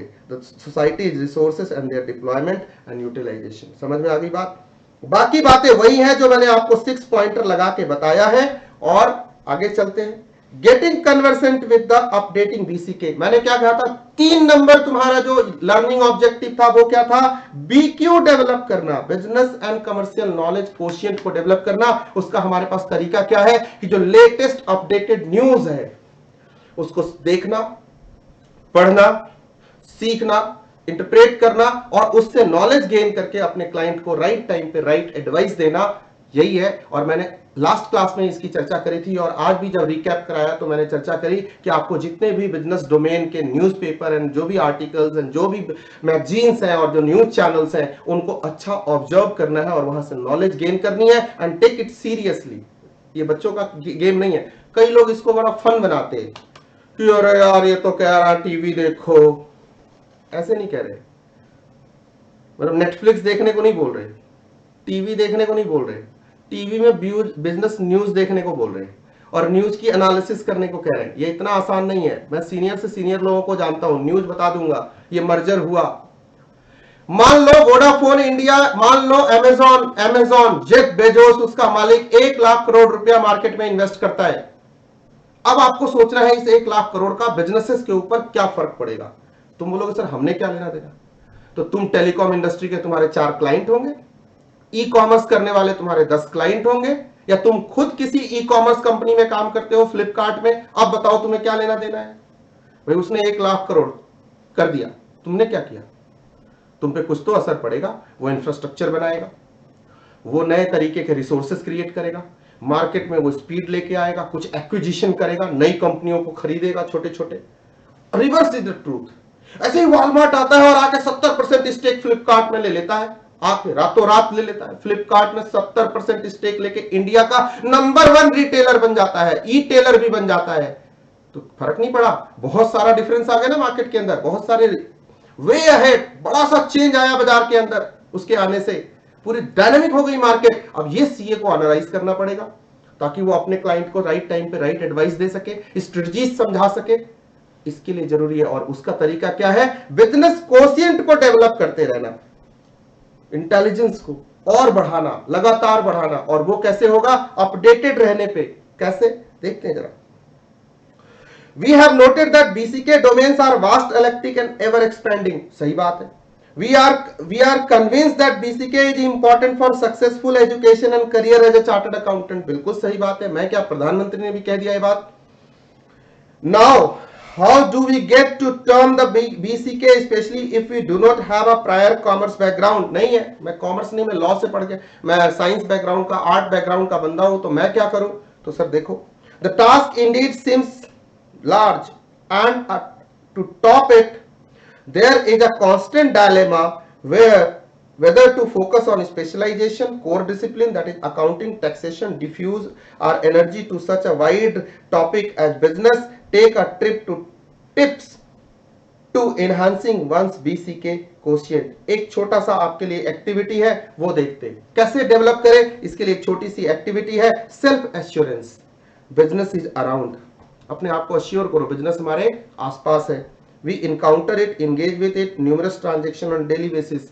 हम रोज ही बिजनेस से कोई ना कोई इंटरेक्शन करते हैं। हमारी सुबह होती है शुरू न्यूज़पेपर से, मोबाइल से, फोन से, बिजनेस न्यूज से, जनरल न्यूज से, हर चीज जो भी हम करते हैं सब तो बिजनेस ही है आसपास, उसी के थ्रू सब हो रहा है। तो हमें उसको समझने की जरूरत है, अपने आप को इजी फील कराना है कि इसको समझना मुश्किल नहीं है। Non commerce background is not a handicap. आप भी समाज में रहते हो और सोसाइटी का ही ग्रोथ का ऑर्गन बिजनेस है। Society organ of growth is business. If you had science, use the bridge of technology to cross over to business. Technology का इस्तेमाल करो समझने के लिए। If you had humanities, then there are several bridges connecting with business. Economics for sure, history of daily lives and livelihoods, geography, the resources, the occupation, psychology, sociology, understanding of human behavior and so on, leverage the electric nature of BCK। पीछे ही हमने पढ़ा कि इन सब चीजों का, animal psychology से लेकर के हर चीज हमने जोड़ के देखी थी बिजनेस के साथ। हर चीज बिजनेस से जुड़ी हुई है। ऑब्जर्वेशन एंड एक्सपीरियंस, आपको टीवी, कॉमर्स के न्यूज़पेपर, मैगजीन्स, चैनल सब देखने हैं और देख करके ऑब्जर्व करना है और हर मीनिंग निकालनी है न्यूज की, चैनल्स की। Third point. Fourth, each one of us have 6 honest servants. मैं बोलूंगा सर्वेंट्स नहीं, ये टर्मिनोलॉजी गलत है, फ्रेंड्स। ध्यान से सुनो। क्वेश्चन कितने तरह के होते हैं?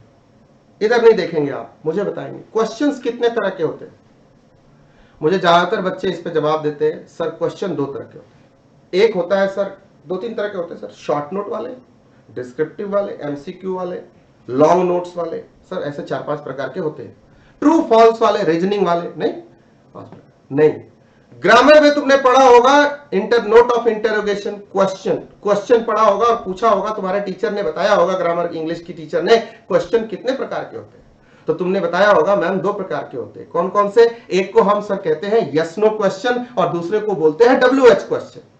यस नो क्वेश्चन वो है जिसका आंसर यस नो में देते हैं, WH जिसमें who, what, when, whose, where, which, how, right. तो WH जितने क्वेश्चंस हैं उनको फ्रेंड बनाइए। ऐसा क्यों कहा मैंने? क्योंकि पता है क्या होता है, मान लो तुमसे कोई मुश्किल सवाल पूछा तो सवाल का जवाब कई बार सवाल में ही होता है। समझ रहे हो मेरी बात? तो कुछ फ्रेंड बनाओ, जैसे WH questions, what, when, how, where, whose, which, ऐसे जितने WH क्वेश्चन हैं उनको अपना दोस्त बनाइए और किसी भी क्वेश्चन को उस पर टाइट करके, स्क्रू को टाइट करके देखो, मैं तुम्हें गारंटी के साथ कहता हूं 60% उस क्वेश्चन का आंसर इसी सवालों से तुम्हें मिल जाएगा। किसी भी सब्जेक्ट में आजमा के देखना मेरे ये ट्रिक को। मैं पिछले 5 साल से जब भी EIS SM ITSM पढ़ाता हूं, बच्चों को पहले लेक्चर में यही सिखाता हूं कि कैसे, अब BCK तो अब आया है ना, ये जनरल कॉमन सेंस है, ये बिजनेस को समझने का जनरल तरीका है जो हमें IIM में सिखाया गया था कि जब भी कोई सवाल बिजनेस का तुम्हारे सामने आए तो तुमने उसको ये WH क्वेश्चन के स्क्रू ड्राइवर से कस के देखना है और खुद से पूछो ये सिचुएशन क्यों हुई, बिजनेस में ये क्या हुआ, कैसे हुआ, किसने किया, कब हुआ, पहले कब हुआ था, और उससे तुम्हें कम से कम 60% आंसर अपने दिल से ही, अपनी अंतरात्मा से ही निकल आएगा। 40% के लिए तुम्हें मेहनत करने की जरूरत है। यहां भी अगर BCK को आप समझना चाहते हो, कोई भी न्यूज, कोई भी एक्टिविटी, कोई भी बिजनेस, किसी की भी इंटरप्रिटेशन, कोई भी बिजनेस की एनालिसिस, किसी भी इंडस्ट्री की अंडरस्टैंडिंग अगर आप डेवलप करना चाहते हो, आप क्वेश्चंस का इस्तेमाल करो। जैसे सर्वेंट्स नहीं, ये फ्रेंड्स बनाओ। आज से ये 6 आपके दोस्त हुए, मैं आपको प्रपोज करता हूं, राइट। और इसीलिए मैंने लिख के मॉड्यूल में इस बार डाला कि बच्चों को ऑफिशियली मैं कम्युनिकेट कितना करूंगा, तो ऑफिशियली आपको ये बात पता होनी चाहिए कि what, why, when, how, where and who, इनको आप अपना दोस्त बनाओ। हर एक सिचुएशन को इनसे अपने को चेक करो and you will get the answer. Then practice and improvement via reflecting thinking leads to perfection। आपको लगातार सोचना, समझना, ऑब्जर्व करना, राइट। ये सब चीजें, न्यूज़पेपर की एनालिसिस करना, बहुत सारे लिस्टिंग दी हुई है आपको न्यूज़पेपर वगैरह की, ये लास्ट क्लास में हमने ऑलरेडी डिस्कस किया था। बस यहां से कोई छोटा सा MCQ बना सकते हैं कि बताओ बिजनेस वर्ल्ड मैगजीन है कि न्यूज़पेपर है, कुछ भी पूछने वाले का क्या गया, कुछ भी बना देगा वो। तो तुम्हें थोड़ी सी जनरल अवेयरनेस यहां पे होनी चाहिए। This is to be done by you yourself, ठीक है।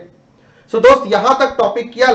नेक्स्ट क्लास में हम करेंगे economic non activities, economic activities and non economic activities, जो बहुत ही आसान होंगे। लेकिन आज के क्लास को कंक्लूड करेंगे कम से कम 10-15 MCQs मेरे सेट KVCA स्टाइल में करने के बाद। Let's start with KVCA now.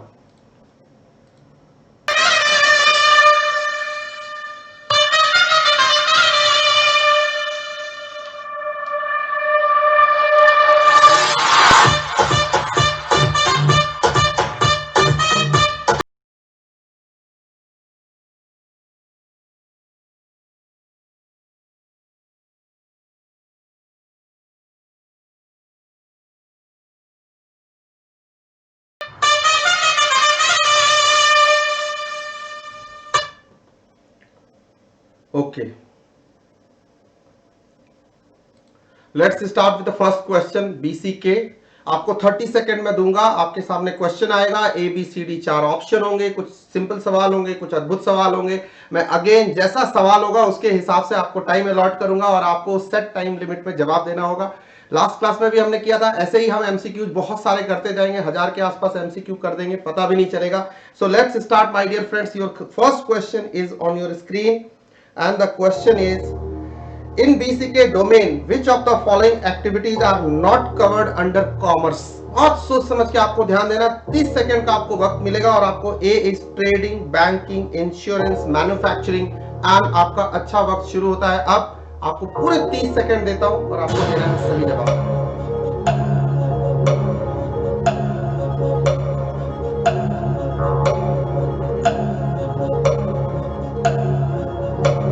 एकदम आसान सवाल है।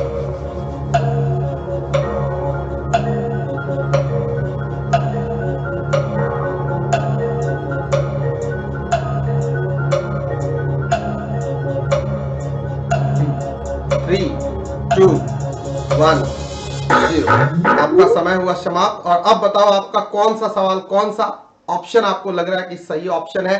Trading, banking, insurance and manufacturing not covered under the commerce. Let's check, computer बाबा से पूछ लेते हैं।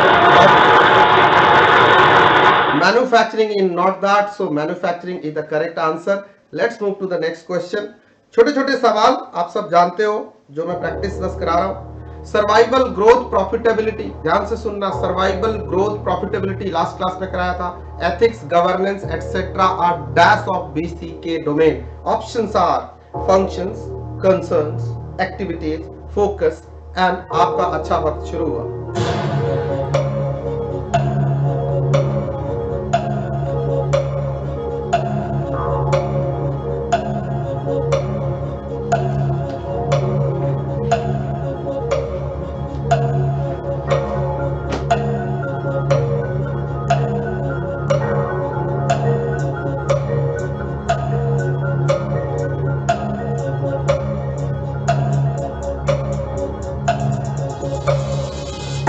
फंक्शन है, कंसर्न है, एक्टिविटी है या फोकस है, वो टेबल याद करो।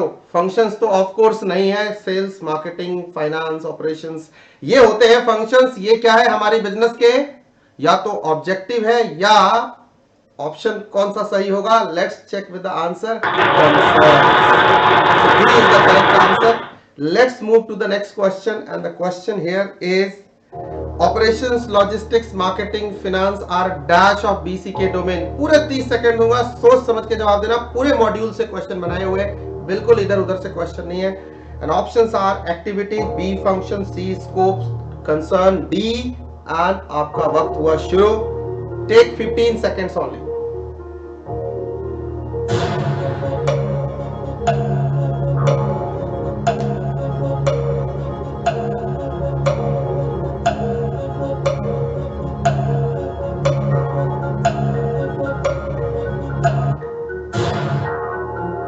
मैंने घड़ी की सुई को थामने के लिए आदेश कर दिया है। रीजन बहुत सिंपल था, क्योंकि इसका जवाब आपको 15 सेकंड में देना था। पिछले क्वेश्चन में इसको हमने डिस्कस किया था। फिर भी बताओ, ए, बी, सी या डी, स्कोप है या कंसर्न है, एक्टिविटी या फंक्शन, या कंप्यूटर बाबा से ही पूछ ले। अपने जवाब को आप मैच कर सकते हैं। Function B is the correct answer. Those with B were correct और किसी और के साथ वो रॉन्ग है। ठीक है, next question on your screen. यहां भी हम क्वेश्चन उतनी स्पीड से करते हैं जितना कि हम बुक में पढ़ के कर सकते हैं, बट हर पेज को यहां यूनिकली डिजाइन में करता हूं सो दैट कि हम इंटरेक्ट करते हुए फेस टू फेस थोड़ा अच्छा इंटरेक्शन करके पढ़ सके। ऑब्वियसली यहां कोई सट्टेबाजी नहीं है, कोई अवार्ड नहीं है, लेकिन इंटरेस्टिंग होता है आगे जाके जब बड़े क्वेश्चंस होते हैं। अभी तो छोटे छोटे क्वेश्चंस हैं, तो और रेंज ऑफ डिस्कशन हमारी बड़ी हो जाती है। इसलिए मैं केबीसीए स्टाइल फॉलो करता हूं, आपको वक्त देता हूं और जैसे जैसे घड़ी चलती है ना तो हार्ट बीट भी बढ़ती है या नहीं? सही है। चलो, next question on your screen and that is dash are the stock market players that have pessimistic expectations. Pessimistic of expectation को अंडरलाइन करेंगे और जवाब देंगे strategy, bears, bull and logistics. अभी पढ़ाया है and you I expect a good answer from you. All 30 seconds are yours.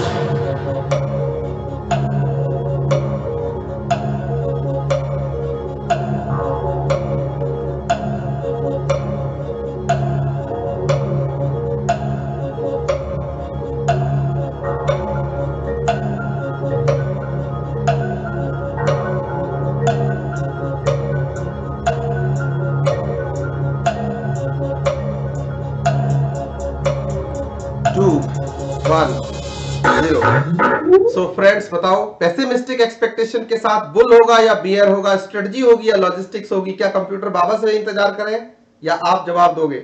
अपने answer को चेक कीजिए। Correct answer bear is the correct answer. Bear होगा, आप सब जानते हैं, हमने डिस्कस किया था। आगे चलते हैं, एक और क्वेश्चन आपके स्क्रीन पे। छोटे छोटे क्वेश्चन बीसीके के ऐसे ही आएंगे एग्जाम में, और ये आपके अंडरस्टैंडिंग पे डिपेंड करेगा। किताब में बुक्स हम पढ़ रहे हैं, बुक्स हम करने वाले हैं, लेकिन जो क्लास की जनरल डिस्कशन है वो पूरी बुक के अकॉर्डिंग करा रहा हूं मैं, और आपका एक पूरा होराइजन तैयार करा रहा हूं। आपने देखा होगा कि कल की क्लास में जो पढ़ाया था वो आज की क्लास में भी रेलिवेंट था, राइट? तो अपन क्लास डिस्कशन में एडवांस चलेंगे। बुक रीडिंग करते हुए हमें बस एक फॉर्मेलिटी करनी होगी और पूरा मॉड्यूल हमारा कवर होगा।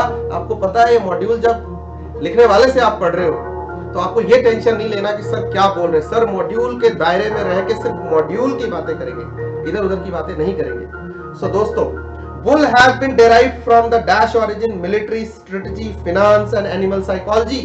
सोच के जवाब देंगे, बस 15 सेकंड का आपको वक्त दूंगा, छोटा आसान सवाल है and your time starts now.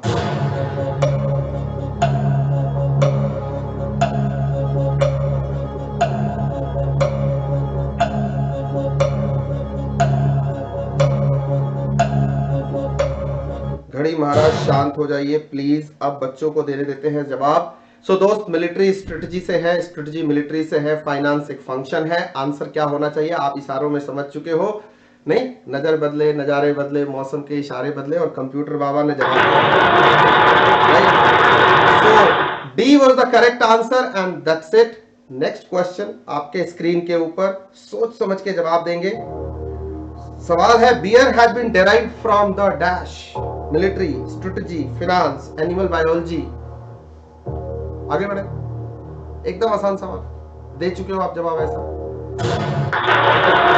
आगे बढ़े, नेक्स्ट क्वेश्चन ले रहा हूं आपके स्क्रीन के ऊपर, कुछ नया हो तो लेते हैं।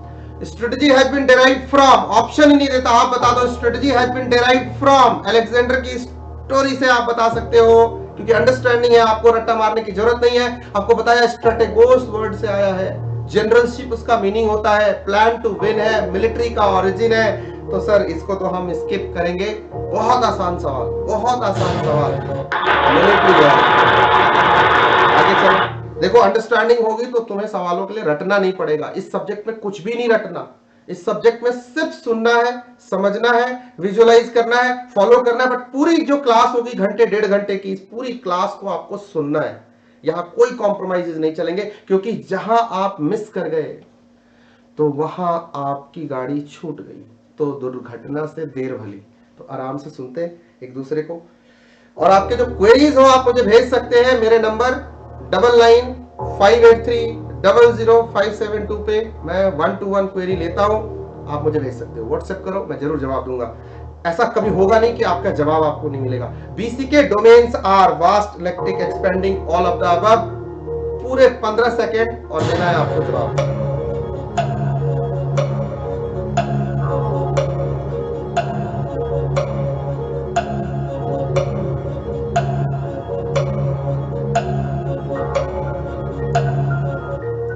आपका वक्त हुआ समाप्त, अच्छा वक्त समाप्त हुआ, और मैं आपके आंसर का इंतजार कर रहा हूं। बीसीके डोमेन वास्ट भी है, मल्टी डिसिप्लिनरी इलेक्टिव भी है, एवर एक्सपेंडिंग भी है, और ऑल ऑफ द अबव भी हो सकता है।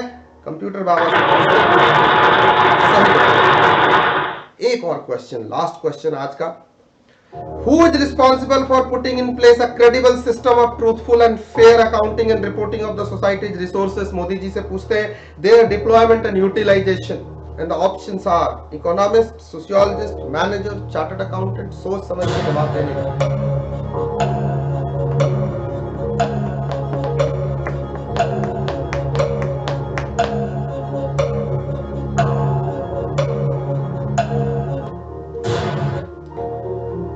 घड़ी की सुई बता रही है कि हमारे क्लास के भी ओवर होने का समय आ गया है, तो आपको ये जवाब देना है। इसी सवाल के बाद मैं सेशन को करूंगा। एंड आप बताओ, ए, बी, सी या डी, सोशियोलॉजिस्ट या इकोनॉमिस्ट, मैनेजर या चार्टर्ड अकाउंटेंट। ऑफ कोर्स आप इशारा समझ गए थे, बहुत आसान सवाल था। बट ऐसे ही सवाल आते हैं एग्जाम में, जब आपको कई चैप्टर के क्वेश्चन मिक्स करके दिए जाते हैं तब जवाब देना मुश्किल होता है। जब सारे एक जैसे होते हैं तो उतना मुश्किल नहीं होता है। Of course D is the correct answer my dear friends. तो आज हमने काफी कवर किया। पिछले 2 सेशन में हमने मॉड्यूल के लगभग 8-10 पेजेस, 10 पेज के आसपास कवर किए। अभी आपने पेजेस काउंट नहीं करनी फ्रेंड्स। बच्चे मैं बहुत तरीके से आपको धीरे धीरे स्मार्टली आपकी नॉलेज, आपके इंटरेस्ट के हिसाब से आपको समझते हुए मैं इसको कंप्लीट करूंगा। आपको सिलेबस बहुत अच्छा समझ में आएगा। आपके 40 के 40 क्वेश्चन आपसे हिट होंगे। This is what I can guarantee you. And specially I always say no फिकर no fear when I am here. तो ये बात आप याद रखेंगे। और मेरी दूसरी फिलॉसफी आपको जरूर याद रखनी है, स्मॉल मिलाते जाओ, लार्ज बनाते जाओ। देखो पहले हम जब भी क्लास शुरू करते हैं पहले कुछ डिस्कस करते हैं। आपको मेरे स्टाइल के साथ चलना है। देखो डिस्कस करते हैं, विजुअलाइज करते हैं, चीजों को मैं एक्सप्लेन करता हूं, आपके सामने टर्मिनोलॉजी लेके आता हूं।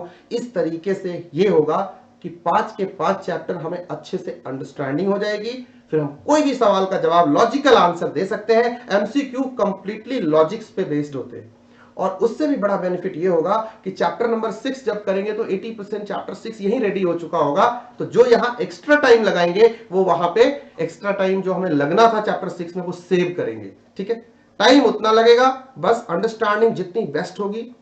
विजुअलाइजेशन मैं जरूर कराऊंगा क्योंकि इसके एक्सटेंशन सीए इंटरमीडिएट में EIS SM और फाइनल में SCM और SFM के तौर पे आपको पढ़ने हैं, तो आप इसको केयरलेसली नहीं दे सकते। इस पेपर को बहुत प्यार से नॉलेज पॉइंट ऑफ व्यू से, नाम जैसा है BCK, तो नॉलेज के पॉइंट ऑफ व्यू से you have to understand, you have to study and you have to use in when you become senior after this course, right? So stay tuned, हंसते रहिए, मुस्कुराते रहिए, जिंदगी जीते रहिए, अपना और अपने दिल का बहुत सारा ख्याल रखिए, अपना और अपनों का भी बहुत सारा ख्याल रखिए ऐसे समय में। अगले सेशन में मिलता हूं फिर किसी इंटरेस्टिंग सब्जेक्ट के साथ, इंटरेस्टिंग टॉपिक के साथ। Thank you, see you soon, bye bye.